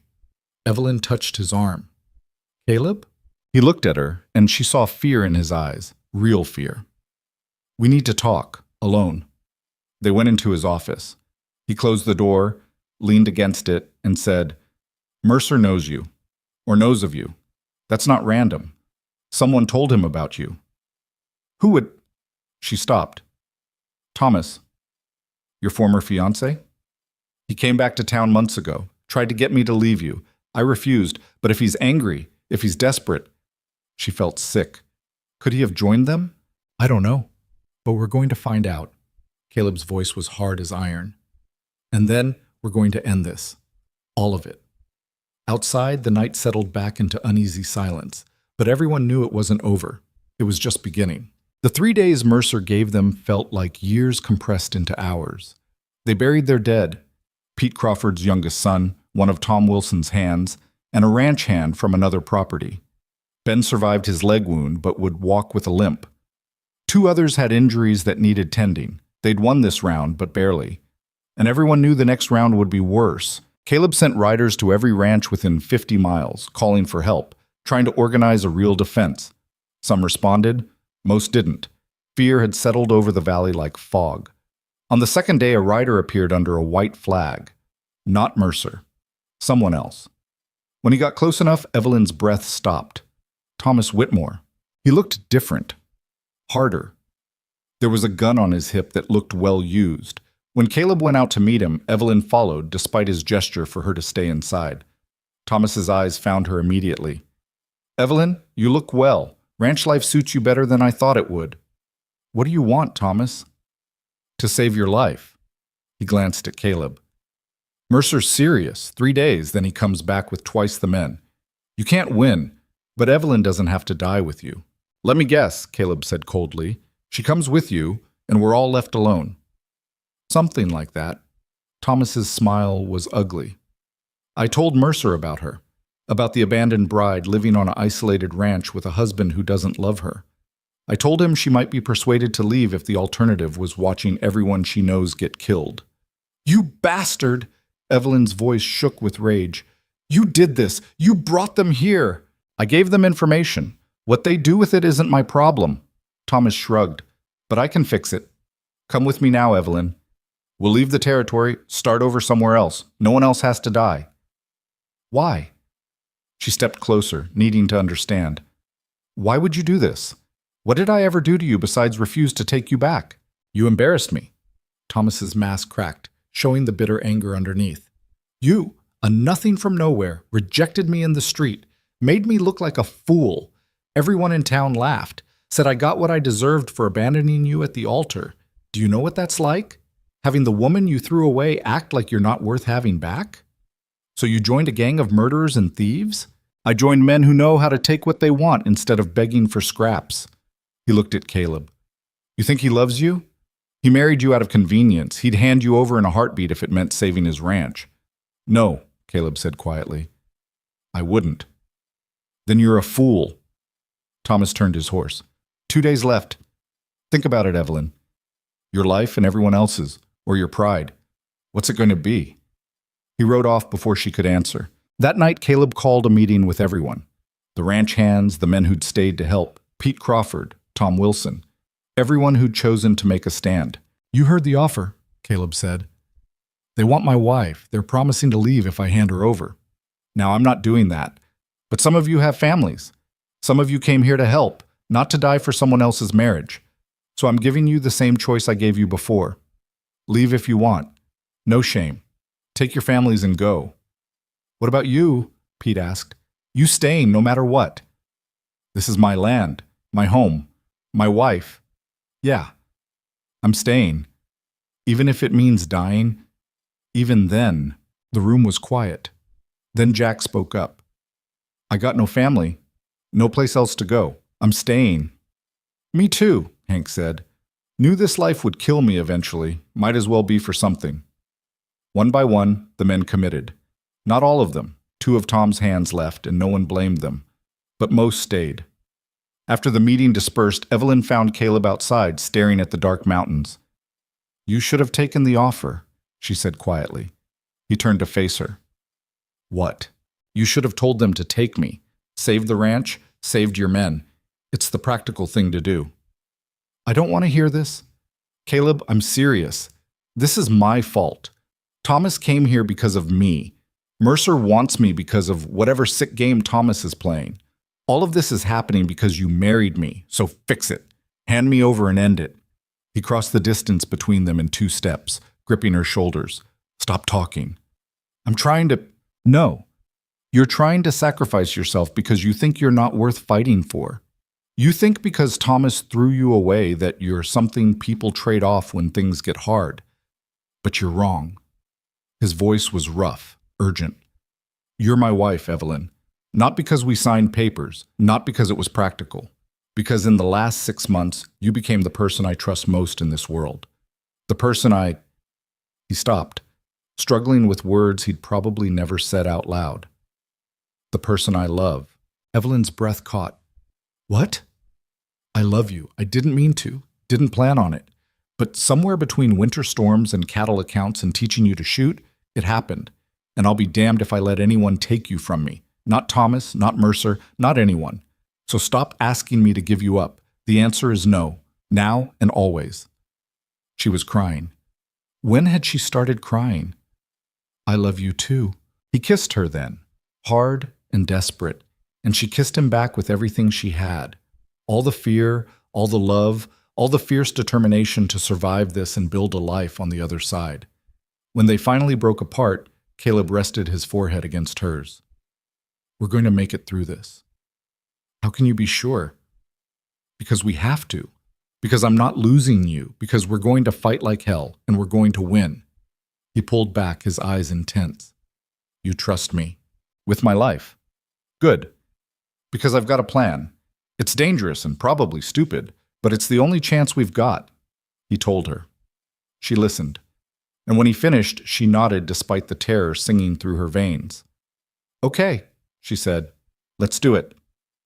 On the third day, as sunset painted the sky red, Wade Mercer and his gang returned. They came with torches and confidence, 50 men strong, surrounding the ranch completely. Mercer rode to the same spot as before, his horse prancing under him. Time's up, he shouted. What's your answer? The front door opened. Evelyn walked out alone. Behind a window, Caleb watched her go, every muscle in his body screaming to run after her, to pull her back to safety. But he held his position, trusted the plan, trusted her. Evelyn walked across the yard toward Mercer, her steps steady, despite the fear coursing through her. She could feel eyes on her, the gang members, her own people hidden in position, everyone waiting to see what happened next. She stopped 10 feet from Mercer's horse. I'll go with you, on one condition. Mercer smiled. You're not in a position to negotiate. Maybe not. But you want me alive, or you would have just attacked. So here's my condition. You tell me why. Why does Wade Mercer, feared outlaw, want a ranch wife from nowhere? What's this really about? You think you're special? Mercer laughed. You're not. You're leverage. Thomas Whitmore owed me money. Couldn't pay. So he offered information instead. Told me about a rancher sitting on prime land with no connections, no protection, and a wife the rancher was foolish enough to care about. I take you, Ryder surrenders his land to pay ransom. I sell the land to the railroad men who want to run tracks through this valley. Everyone wins. Except us. Except you. Mercer shrugged. But you're homesteaders. You don't matter. Now enough talking. You coming, or do I burn this place down with everyone inside? Evelyn took a breath. I'm coming. She started walking toward him. Mercer reached down to pull her onto his horse. That's when all hell broke loose. Gunfire erupted from every direction. Not from the house, from the hills, from positions they'd spent 3 days setting up, from hiding spots the gang never saw. Caleb had spent 2 days convincing neighboring ranchers that this was everyone's fight, that if Mercer won here, he'd take their land next. He'd positioned them in a circle around the ranch, waiting for the gang to cluster together. Now they sprang the trap. Mercer's horse reared. He cursed, trying to control it while bullets flew. Evelyn ran, sprinting back toward the house as chaos exploded around her. Men shouting, horses screaming, gunfire everywhere. She was halfway there when someone grabbed her from behind. Thomas. He'd been waiting, hidden among the gang. You think you're clever? He snarled in her ear. You think? Evelyn didn't let him finish. She'd learned to shoot, but Caleb had taught her other things too. How to fight dirty. How to survive. She drove her elbow into Thomas's stomach, stomped on his instep, and when his grip loosened, spun and shoved him hard. He fell backward, right into the path of a spooked horse. Hooves struck his head with a sickening crack. He went down and didn't get up.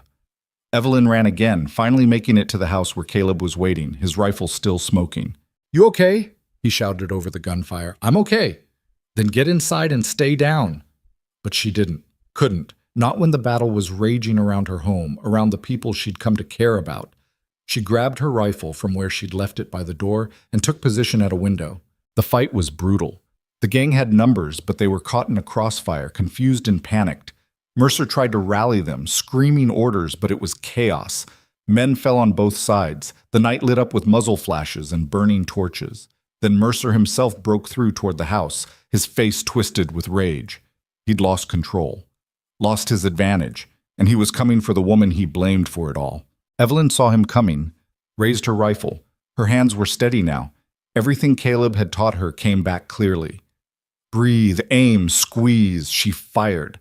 Mercer jerked backward but didn't fall. She'd hit him, but not fatally. He kept coming, fumbling for his own weapon. Then Caleb was beside her, his rifle speaking once, twice. Mercer finally went down.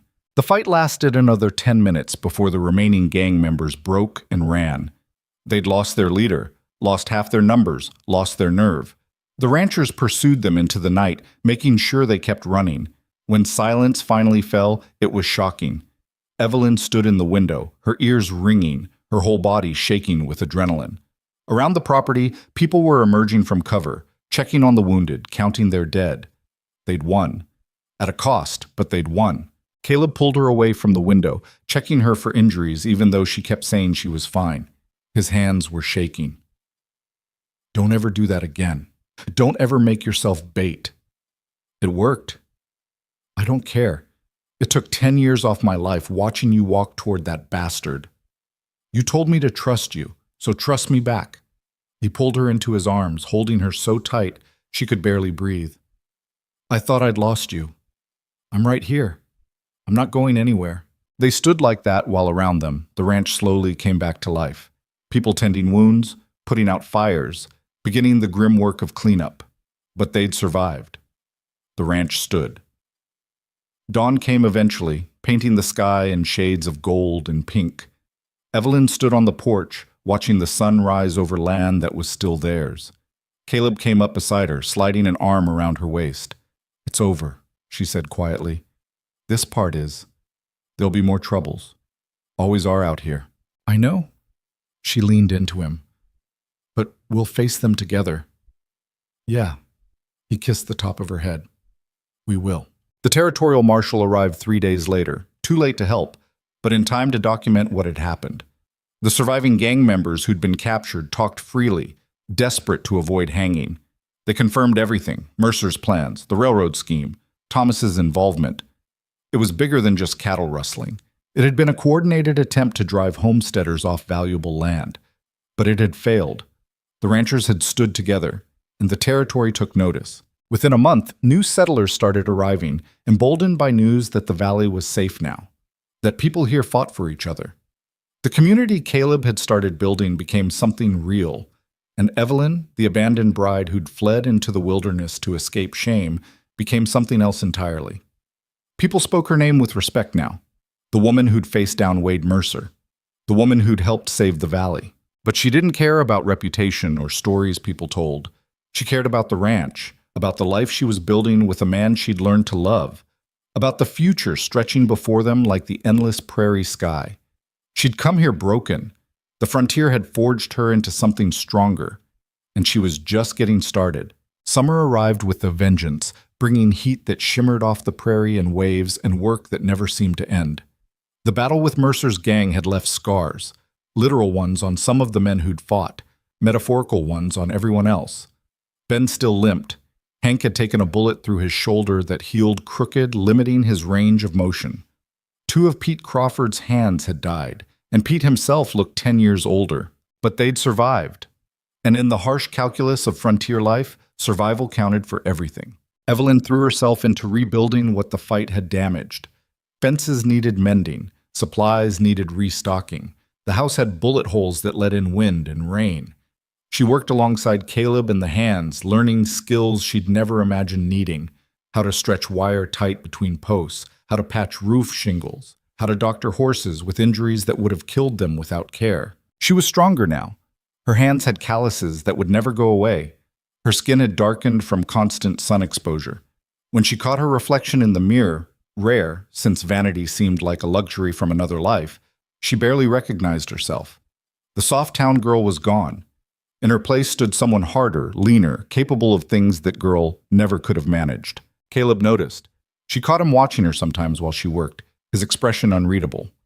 One evening, after she'd spent the day helping him break a new horse, he said, "You've changed." Is that bad?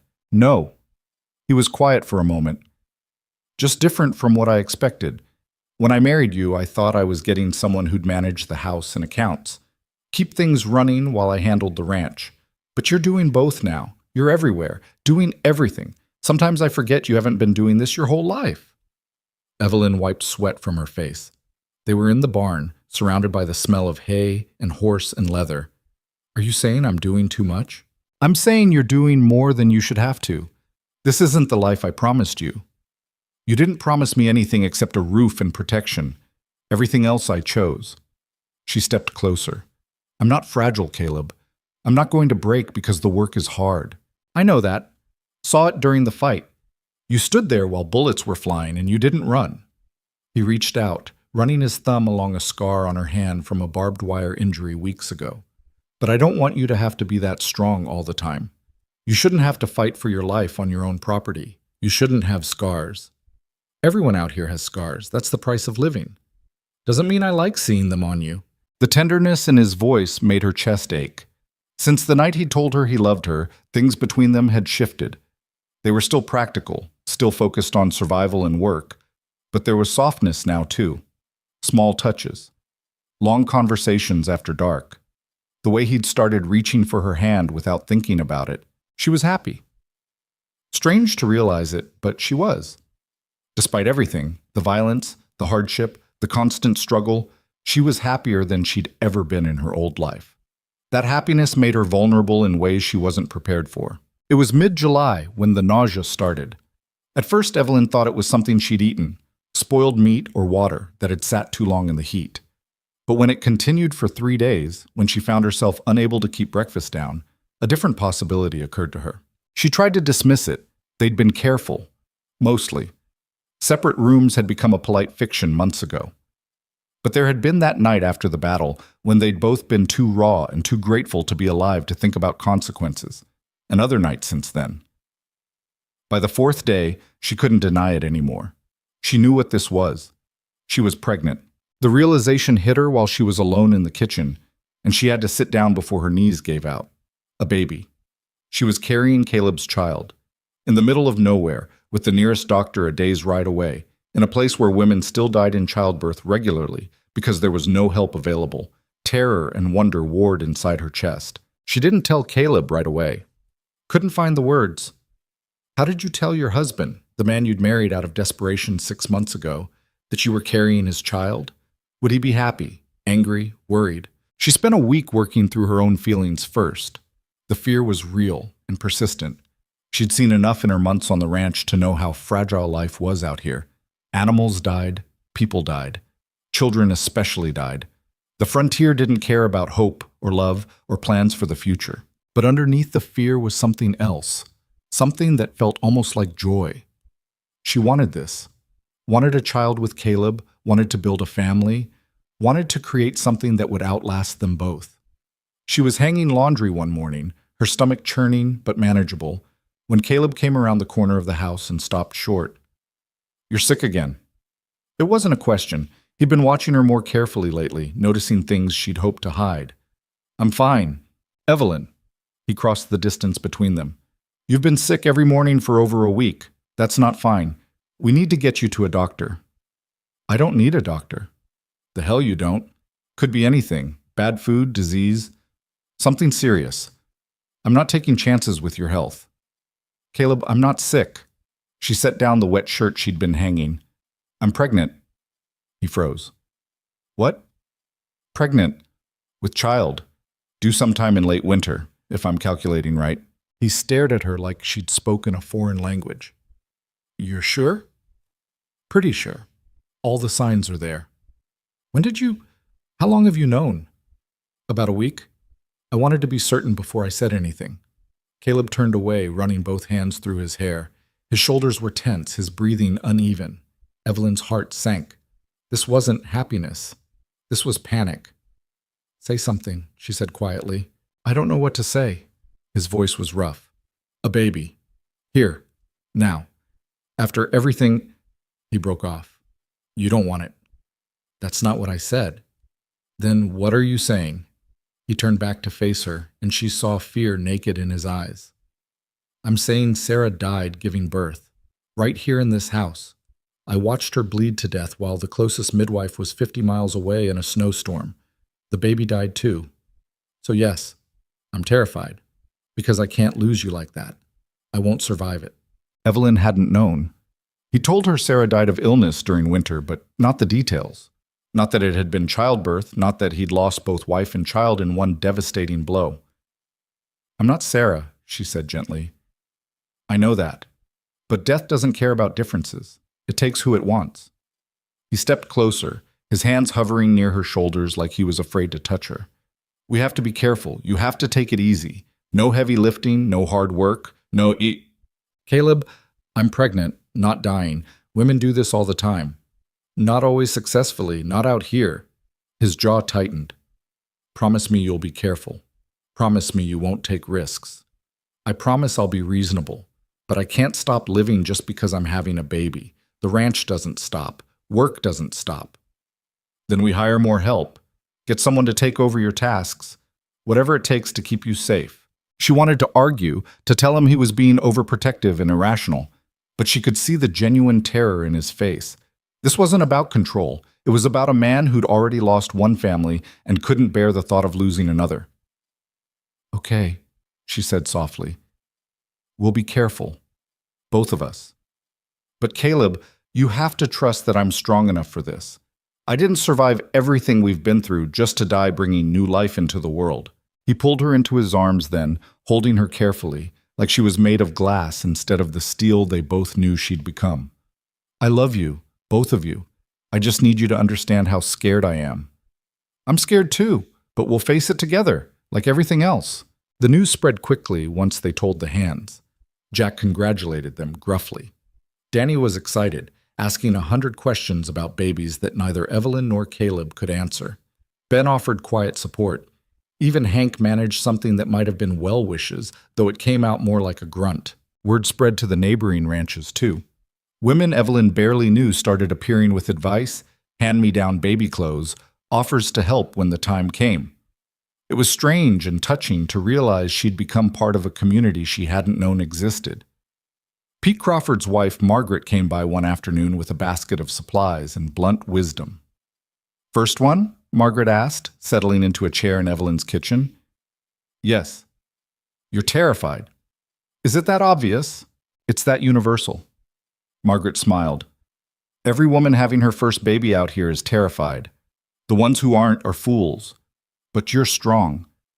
I've heard what you did during the Mercer fight. Woman who can face down outlaws can face down childbirth. Caleb's first wife died in childbirth. He told me. Margaret's expression softened. I remember. Sarah was a friend of mine, good woman. Strong too in her way, but she had complications. The baby was breech, came early during a blizzard, and by the time we could get to her, it was too late for both of them. Caleb blamed himself. Thought if he'd been better prepared, done something different, he could have saved them. Could he have? No. Some things are just bad luck and bad timing. But men need someone to blame, and he blamed himself. Margaret reached across the table, covering Evelyn's hand with her own. You're not Sarah. Different woman, different pregnancy, different circumstances. Don't let his fear become yours. I'm trying not to, but it's hard when I see how scared he is. Then you be the strong one. Someone has to be. August brought more heat and the first signs that Evelyn's body was changing. She was tired more often, needing afternoon rest she resented. Her clothes were getting tight around the waist, but the morning sickness was easing, which was a mercy. Caleb had become insufferably protective. He followed her around like she might collapse at any moment, insisted on carrying anything heavier than a coffee cup, nearly fired Danny when the young man asked Evelyn to help with inventory in the barn. You're being ridiculous, Evelyn told him after he'd physically removed a basket of laundry from her hands for the third time that day. I'm being careful. You're being smothering. I'm pregnant, not paralyzed. You promised to be reasonable. And I am. But you're not letting me do anything. I need to work, Caleb. I need to be useful. Standing around while everyone else does my job is driving me crazy. They compromised eventually. She could do light household work, but nothing involving lifting or climbing. She could manage the accounts, but someone else would handle supply inventory. She could cook, but the hands would do the heavy prep work. It chafed. But she could see the fear underneath his overprotectiveness, so she endured it. The trouble started in September when strangers began appearing at neighboring ranches asking questions. Men in good suits who said they represented railroad interests and land development companies. They were offering to buy properties, sometimes for good money, sometimes for less than the land was worth, but with veiled threats about what might happen to ranchers who didn't sell. The valley had become valuable. The railroad wanted to push through, and they needed land. Mercer's gang had been their first attempt. Scare people off through violence, acquire the land cheap. That had failed. Now they were trying legal pressure and intimidation. Caleb came back from a meeting with other ranchers looking troubled. They offered me $5,000 for the property. Evelyn looked up from the bread she was kneading. That's insulting. The land alone is worth 3 times that, not counting buildings and livestock. I know, I told them no, but they're not accepting no. They said they'd be back with a better offer, and if I still refused, well, he stopped. They threatened you? Not directly, just implied that ranchers who don't cooperate tend to have bad luck. Equipment failures, cattle diseases, accidents. Like what happened with Mercer. Exactly like Mercer. Different method, same goal. They want us gone. Evelyn's hands stilled in the dough. What do we do? Same thing we did before. Stand our ground, fight if we have to, but this time it's not outlaws we're fighting. It's men with money and lawyers and connections. That's harder to fight. The railroad men came to the ranch a week later. 3 of them, dressed in expensive clothes, riding in a fancy carriage that looked absurd on frontier roads. Evelyn watched from the porch as they approached, her hand unconsciously resting on her stomach. Caleb met them in the yard. Gentlemen, what can I do for you? The leader, a thin man with cold eyes and a handlebar mustache, smiled without warmth. Mr. Ryder, we represent the Continental Railroad Company. We understand you rejected our previous offer for your land. That's right. We're here to make a better one. $10,000, cash. You can take it and relocate anywhere you want. Start fresh. Not interested. Mr. Ryder, be reasonable. The railroad is coming through this valley whether you cooperate or not. You can profit from progress, or you can be crushed by it. Those are your only options. I'll take my chances. The man's smile vanished. You have a wife, I understand. Young, expecting a child. His eyes found Evelyn on the porch. Terrible things can happen out here. Women die in childbirth all the time, especially when there's no doctor available. Be a shame if something happened because you were too stubborn to accept a generous offer. Caleb's hand moved to the rifle leaning against the porch railing. Get off my property. We're just having a conversation. No. You're threatening my wife. Now you're leaving. If you come back, you'll be met with buckshot. The railroad men exchanged glances. Then the leader shrugged. Your choice, Mr. Ryder. But remember, we tried to be civilized about this. They left. Evelyn came down from the porch, her heart pounding. That was a direct threat, she said. I know. Against me. Against the baby. I know. Caleb's voice was tight with barely controlled rage. They're not getting this land. I don't care what they do or who they send. This is ours. But over the following weeks, bad things started happening. Not just to them, to all the ranchers who'd refused to sell, fences cut, water sources poisoned, a barn fire at the Morrison place that nearly killed Pete's horses, equipment that mysteriously broke, cattle that wandered off and were never found, nothing that could be directly traced to the railroad company, nothing that would bring the law down on them. Just a steady campaign of harassment designed to make life so difficult that selling seemed like the only option. The stress was showing on everyone. Ranchers who'd stood together against Mercer were starting to fracture. Some sold out and left. Others were considering it. The community that had seemed so strong was crumbling under sustained pressure. And Evelyn was 7 months pregnant, increasingly uncomfortable and terrified that the railroad men would make good on their threat. The breaking point came in early November. Evelyn was in the house, struggling with accounts that wouldn't balance because they kept losing money to sabotage, when she heard shouting outside. She heaved herself up. She was huge now, her body awkward and unwieldy, and made it to the window in time to see smoke rising from the barn. Fire. The hands were already running with buckets. Caleb was directing them, his voice carrying commands. But Evelyn could see it was bad. The barn was old wood, dry as tinder, and flames were already climbing the walls. The horses. They had 6 horses in that barn. Without thinking, Evelyn grabbed her shawl and ran outside. The heat hit her face immediately. She could hear the horses screaming inside, smell burning wood and hay. "Get them out!" Caleb was shouting. "Danny, the back stalls! Jack, help him!"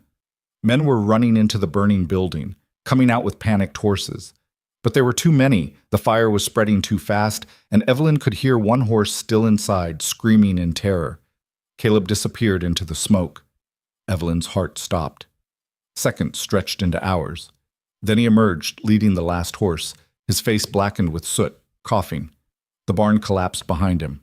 They managed to save all the horses, but nothing else. The building was a total loss. Feed, tack, equipment, everything went up in flames. The hands formed a bucket line to keep the fire from spreading to other structures, but it was hours before they could stop. By the time it was over, everyone was exhausted. Caleb stood looking at the smoking ruins, his expression unreadable. "This was deliberate," Jack said quietly. "Someone started this." "I know." "The railroad? Who else?" Caleb's hands clenched into fists. "They're escalating, trying to break us." Evelyn felt something twist inside her. Pain, sharp and sudden. She gasped, doubling over. Caleb was beside her in an instant. "What's wrong?" "I don't know. It hurts." He scooped her up despite her protests about being too heavy, carried her into the house, laid her on their bed. "Where does it hurt?" "My stomach, my back."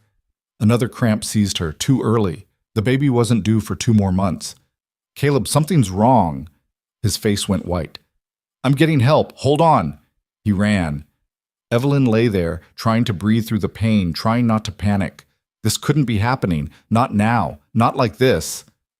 Margaret Crawford arrived within an hour, brought by Caleb, who'd ridden like the devil himself was chasing him. She examined Evelyn quickly, her face professional and calm. "False labor," Margaret said finally, brought on by stress and overexertion. "The baby's fine, but you need to rest, complete rest, for at least a week, maybe more." "I'm fine," Evelyn insisted. "You're not fine. You almost lost this baby today. Maybe you still will if you don't take care of yourself."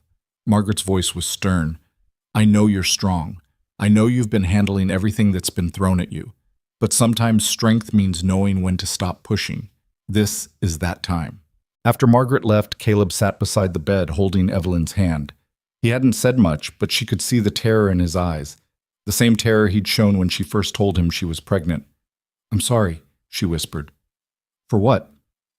"For running out there. For not being more careful. I heard the horses, and I didn't think." "I know, I understand." He was quiet for a long moment. "But Margaret's right. You have to rest. You have to let other people handle things for a while. I can't—" His voice cracked. "I can't lose you, Evelyn. I can't lose another wife, another baby. I won't survive it." "You won't lose us. I promise." "You can't promise that. Life doesn't work that way." "Then I promise I'll try. I'll rest. I'll be careful. But Caleb, you have to promise me something too." "What?" "Don't let them win. Don't let the railroad intimidate us into giving up everything we've built. Find a way to fight back that doesn't involve me directly, but don't surrender. This baby deserves to be born on land we own, in a home that's ours. Don't give that up because you're afraid." He looked at her for a long time. Then he nodded.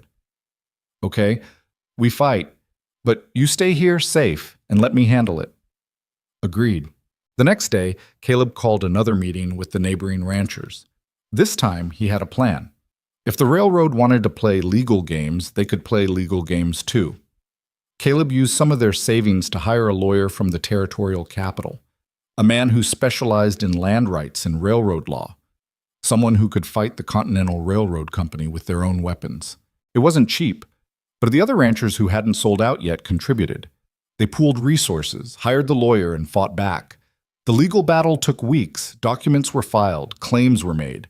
The railroad company tried every trick they had, questioning land titles, claiming eminent domain, threatening lawsuits. But the lawyer was good, better than good. He found flaws in the railroad's claims, precedents that protected homesteaders, regulations the company had violated. And slowly, impossibly, they started winning. Evelyn watched from bed rest, receiving updates from Caleb, managing accounts from her bedroom, and waiting. Her body had calmed down after the false labor scare, but Margaret had been adamant about rest, so she rested, and waited, and worried. December arrived. Snow began falling, and the territorial judge issued his ruling. The railroad company could not force ranchers to sell. could not claim eminent domain without fair compensation and proper procedure, could not use intimidation tactics. The homesteaders had legal right to their land, and that right would be protected. It wasn't a complete victory. The railroad could still offer to buy, could still build around them if necessary. But they couldn't force anyone out, couldn't threaten or sabotage without facing legal consequences. The Valley Ranchers had won. Caleb brought the news to Evelyn personally, his face showing more emotion than she'd seen in months. "It's over. We get to keep the ranch." She cried, couldn't help it, months of stress and fear finally releasing. "We did it. We did it." He climbed onto the bed beside her, careful of her swollen belly, and held her while she cried. "We're safe. The baby's safe. We can build the life we wanted." "I was so scared." "Me too. Every day. But it's over now." 2 weeks later, on a night when snow was falling softly outside and the fire was burning warm inside, Evelyn's water broke. The baby was coming.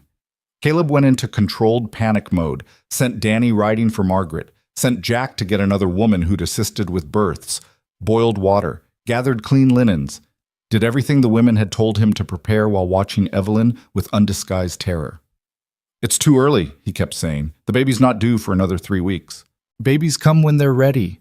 Evelyn tried to sound calm despite the contractions that were already making her want to scream. "We'll be fine." "You don't know that." "Yes, I do, because I'm stronger than Sarah was, because I've survived everything else, because I'm not dying in this bed, Caleb Ryder. I'm bringing our child into this world, and we're both going to live. Do you hear me?" He nodded, looking like he desperately wanted to believe her. Margaret and the other woman, Helen, from the Wilson Ranch, arrived within 2 hours. They took over immediately, shooing Caleb out of the bedroom despite his protests. "You can't be here for this," Margaret said firmly. "You'll just be in the way. Wait downstairs. We'll call you when it's over." "But out." He went, reluctantly, leaving Evelyn with the 2 women who would see her through this. The labor lasted 14 hours. The longest 14 hours of Evelyn's life. Pain came in waves that made her forget every other hardship she'd endured. She screamed, she cursed, she begged for it to be over. Margaret and Helen worked with calm efficiency, coaching her through each contraction, monitoring the baby's progress. Downstairs, Caleb paced. The ranch hands tried to distract him with cards and conversation. Nothing worked. He just paced, listening to Evelyn's screams from above, reliving the night Sarah had died. Finally, as dawn was breaking, a different sound cut through the house, a baby's cry. Caleb was up the stairs before anyone could stop him, bursting into the bedroom. Margaret was cleaning a small red, squalling infant while Helen tended to Evelyn, who was lying exhausted but alive on the bed. "You have a son," Margaret said, smiling. "Healthy. Strong lungs, as you can hear." Caleb couldn't speak. He crossed to the bed, looked down at Evelyn, who was pale and sweaty but smiling. "We did it," she whispered. "We're both alive, both fine." He kissed her forehead, his hands shaking. "I love you so much." "I know. Now go meet your son." Margaret brought the baby over, wrapped in clean linen. Caleb took him carefully, staring down at the tiny face, the perfect fingers, the shock of dark hair. His son. His family. The future he'd thought he'd never have again. "What should we name him?" Evelyn asked. Caleb looked at her, then back at the baby. "Whatever you want." "How about James, after your father?" "James Ryder." He tested the name. "I like it." They sat together, the 3 of them, while outside the snow continued to fall and a new day began. They'd survived violence, betrayal, legal battles, and childbirth. They'd fought for this land, this home, this life. And now they had something more. A family. A future. A reason to keep fighting for whatever came next. Evelyn looked at her husband holding their son, and felt something settle inside her that had been restless since the day Thomas abandoned her at that altar. This was home. This was family. This was the life she was meant to have. Not easy, not safe, not anything like what she'd imagined, but real. And worth everything it had cost. The first months with James were nothing like the romantic stories new mothers told in town. Evelyn had imagined quiet moments of bonding, peaceful nights, the gentle joy of motherhood. Instead, she got a colicky baby who screamed for hours, nipples so cracked and bleeding that nursing felt like torture, and exhaustion so profound she sometimes hallucinated while standing at the stove. "I don't know what I'm doing wrong," she told Margaret one afternoon when the older woman stopped by. James had been crying for 3 hours straight. Evelyn was crying too. "Nothing I do helps. He just screams." Margaret took the baby, walked him around the kitchen with practiced ease, and within 5 minutes he was quiet.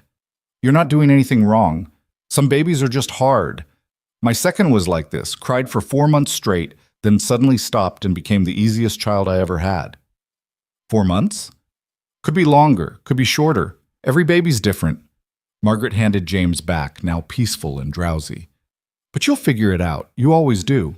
After Margaret left, Evelyn sat in the rocking chair Caleb had built, holding her finally sleeping son, and wondered if she really would figure it out. She'd survived winters and outlaws and childbirth, but this tiny human defeated her daily. Caleb tried to help, but he was as lost as she was. He could handle cattle and horses and men, but a screaming infant baffled him completely. He'd stand there holding James awkwardly, looking terrified, until Evelyn took the baby back. "I'm useless," he said one night after a particularly rough evening. "You're not useless. You rebuilt the barn. You're keeping the ranch running while I can barely function. That's not useless. But I can't help with him. Can't make him stop crying, can't feed him, can't do any of the things that matter right now. You're here. That matters." Evelyn shifted James to her other shoulder. "Your first wife did this alone, didn't she? Before she died." "Mostly. I helped when I could, but yeah, mostly alone. Ranch work doesn't stop for babies." "I don't know how she managed. Neither do I." Caleb watched her with something like awe. "But you're managing too, somehow." It didn't feel like managing. It felt like barely surviving.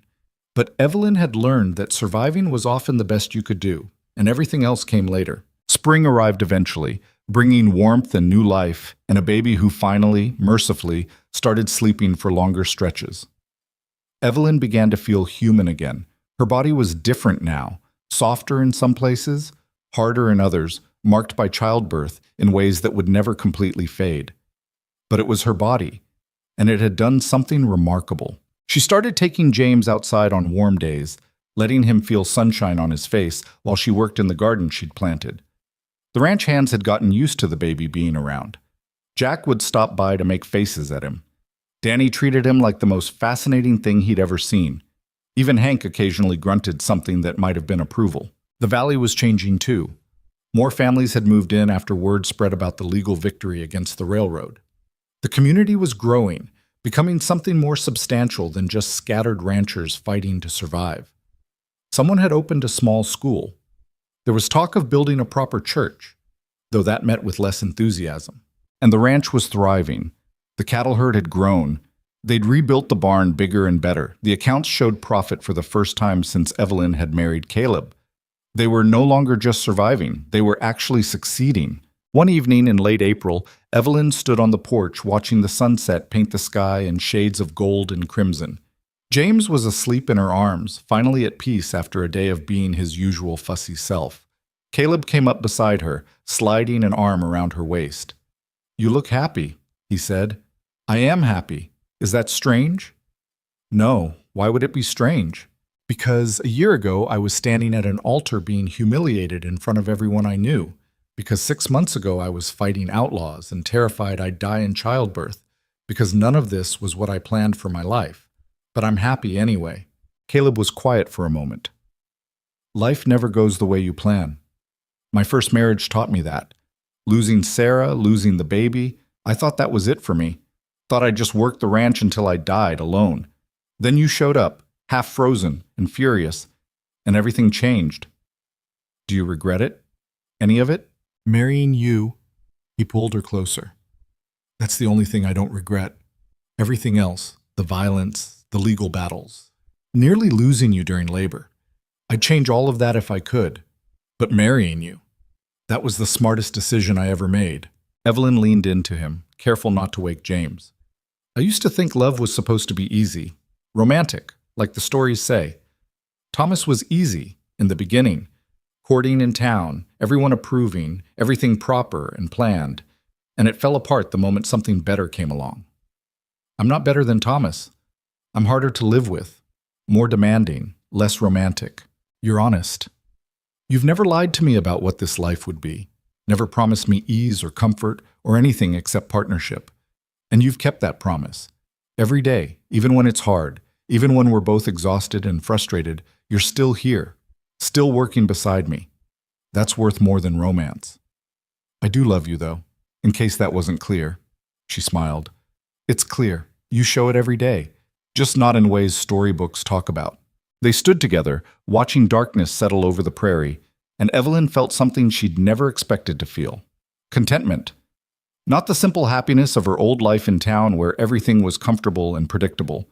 This was deeper, harder earned, the satisfaction of building something real with someone who saw you clearly and chose you anyway. Summer brought visitors, ranchers from other territories who'd heard about the legal victory and wanted advice. Families looking to homestead, seeking guidance about surviving Montana winters. Even a journalist from back east writing a story about the changing frontier. The journalist was particularly interested in Evelyn. I've heard stories, the woman said. She was maybe 30, dressed in practical traveling clothes with sharp eyes that missed nothing. About the abandoned bride who became a frontierswoman. About the woman who fought outlaws alongside her husband. About the legal battle against the railroad. People back east are fascinated by women who break the mold. I didn't break anything, Evelyn said. I just survived. That's what makes it interesting. You didn't set out to be remarkable. You just did what you had to do. That's more relatable than stories about women who deliberately seek adventure. I didn't seek any of this. It happened to me and I dealt with it. How did you deal with it? What kept you going when things got hard? Evelyn looked at James, who was playing on a blanket nearby while she prepared dinner. I don't know. Stubbornness, maybe?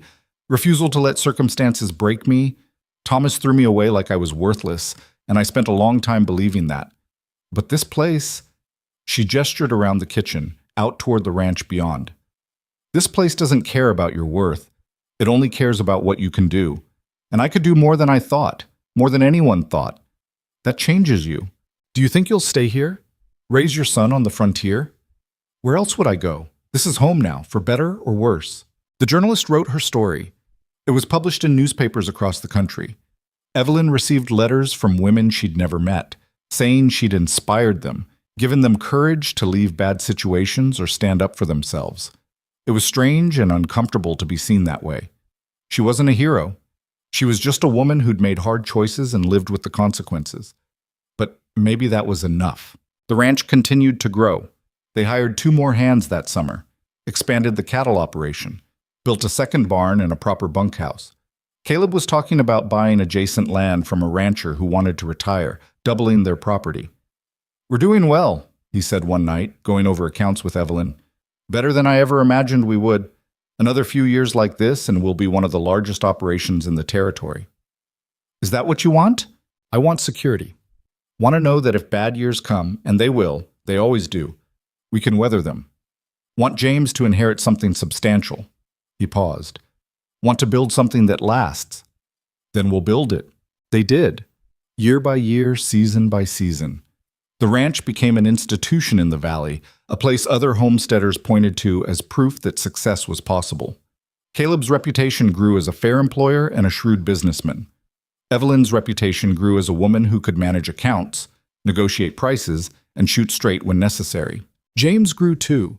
From fussy infant to curious toddler to active child who wanted to be involved in everything his father did. By the time he was 3, he was following Caleb around like a shadow, trying to help with ranch work, asking 1,000 questions. He's just like you, Caleb told Evelyn one evening. Stubborn, determined, won't take no for an answer. He's like both of us. He's got your seriousness and my temper. That's a dangerous combination. Probably, but he'll need it. Life out here doesn't reward gentle people. When James was 4, Evelyn discovered she was pregnant again. This time, the fear was less. She knew what to expect. Knew her body could do this. Knew Caleb would panic, but she'd survive anyway. Their daughter was born on a spring morning, fast and relatively easy compared to James's difficult birth. They named her Sarah after Caleb's first wife because some ghosts deserve to be honored rather than forgotten. Are you sure? Evelyn asked when Caleb suggested the name. Won't it hurt too much? It'll hurt, but she deserves to be remembered, and our daughter deserves a strong name. He looked at the tiny girl in Evelyn's arms. Besides, you're nothing like Sarah. Our daughter won't be either. The name is just a name. What matters is who she becomes. Sarah was an easier baby than James had been, which Evelyn took as a personal victory. She slept well, nursed well, smiled early.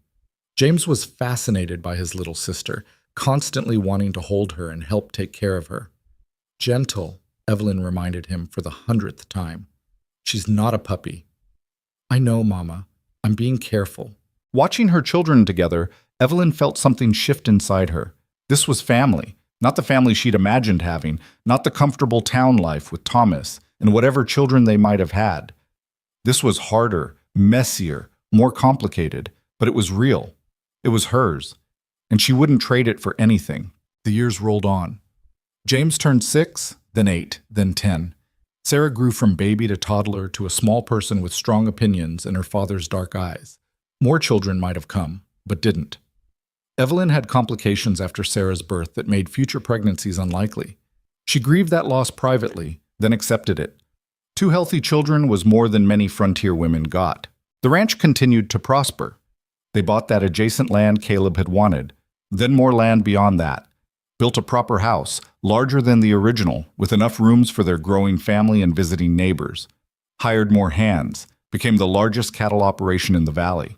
Other ranchers came to Caleb for advice. Young homesteaders sought out Evelyn to learn how she managed accounts and negotiations. They'd become pillars of the community without meaning to. Leaders because they'd survived and succeeded when others hadn't. On a summer evening when James was 12 and Sarah was 8, the family gathered on the porch of their new house. James was practicing with the rifle Caleb had given him for his birthday. Sarah was reading, her favorite activity. Caleb was whittling something, a habit he'd picked up during quiet evenings. And Evelyn was just sitting, watching her family, feeling the weight of years behind her and the promise of years ahead. "Mama," Sarah said, looking up from her book, "tell us a story again." "What story?" "About when you and Papa got married, about the church and running away and everything." James groaned. "We've heard it 100 times." "I like it," Sarah insisted. "I want to hear it again." Evelyn glanced at Caleb, who shrugged. "Your story to tell." She set down her mending and looked at her children. How much to tell them? The full truth, with all its pain and humiliation, or the softened version she'd told before? "Your father found me half frozen in the wilderness," she began. "I'd run away from my old life because someone I thought loved me proved he didn't. I was angry and hurt and ready to die rather than face everyone I knew. But your father offered me a choice, a new life, a new name, a partnership. I took it because I had nowhere else to go, and it was the best decision I ever made." "But you didn't love Papa then," Sarah said. "You said you didn't even know him." "That's right, I didn't love him. Love came later, slowly, built on shared work and shared struggles. That's not how stories usually go, but it's how real life works sometimes. The best things aren't always the easy things or the romantic things. Sometimes they're the hard things you choose to build together." "Do you think you would have been happy with the other man?" James asked. "If he hadn't left?" Evelyn considered the question seriously. "No, I don't think I would have been. He wanted a wife who'd make him look good, who'd be decorative and agreeable and never cause trouble. I would have been miserable trying to be that person. Your father wanted a partner, someone strong enough to survive out here with him. That's what I needed to be. That's who I became." "I'm glad the other man left," Sarah said, "because then we wouldn't exist." "That's one way to look at it." Caleb spoke up. "Your mother is being modest. She saved this ranch. Saved me, probably. When I found her, I thought I was offering charity to a desperate woman. Turns out she was offering me a second chance at life, at family, at everything I thought I'd lost. So yes, I'm glad Thomas Whitmore was stupid enough to abandon her at that altar, because it meant she was free when I found her." Evelyn felt her throat tighten. After all these years, after everything they'd been through, he could still surprise her with moments like this. "Do you ever wonder what happened to him?" James asked. "Thomas, I mean." "No," Evelyn said honestly. "I stopped wondering about him years ago. He was part of a life I don't have anymore. What matters is this life, this family, this place we've built together." Sarah returned to her book. James went back to rifle practice. Caleb resumed whittling. And Evelyn sat there, watching them, thinking about the strange path her life had taken.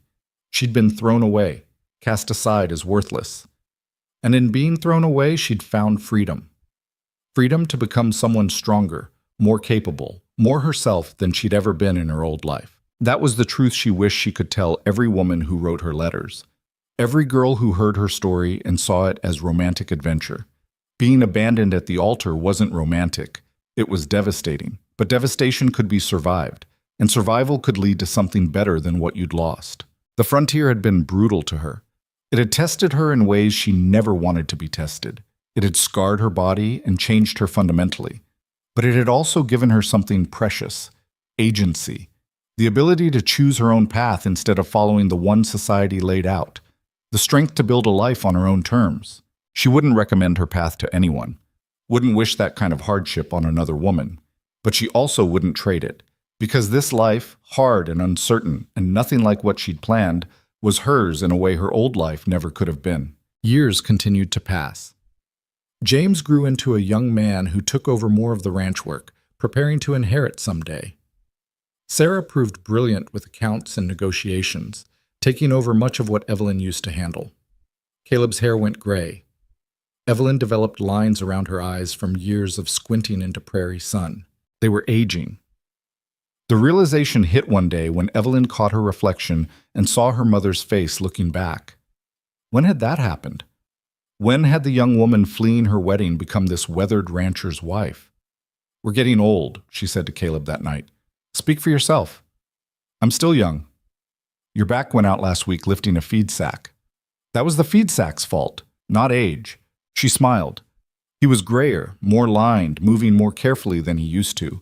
But he was still Caleb, still solid and steady, and hers. "Do you have regrets?" she asked. "About what?" "About anything. About the life we've lived. About marrying me instead of finding someone who grew up knowing this life."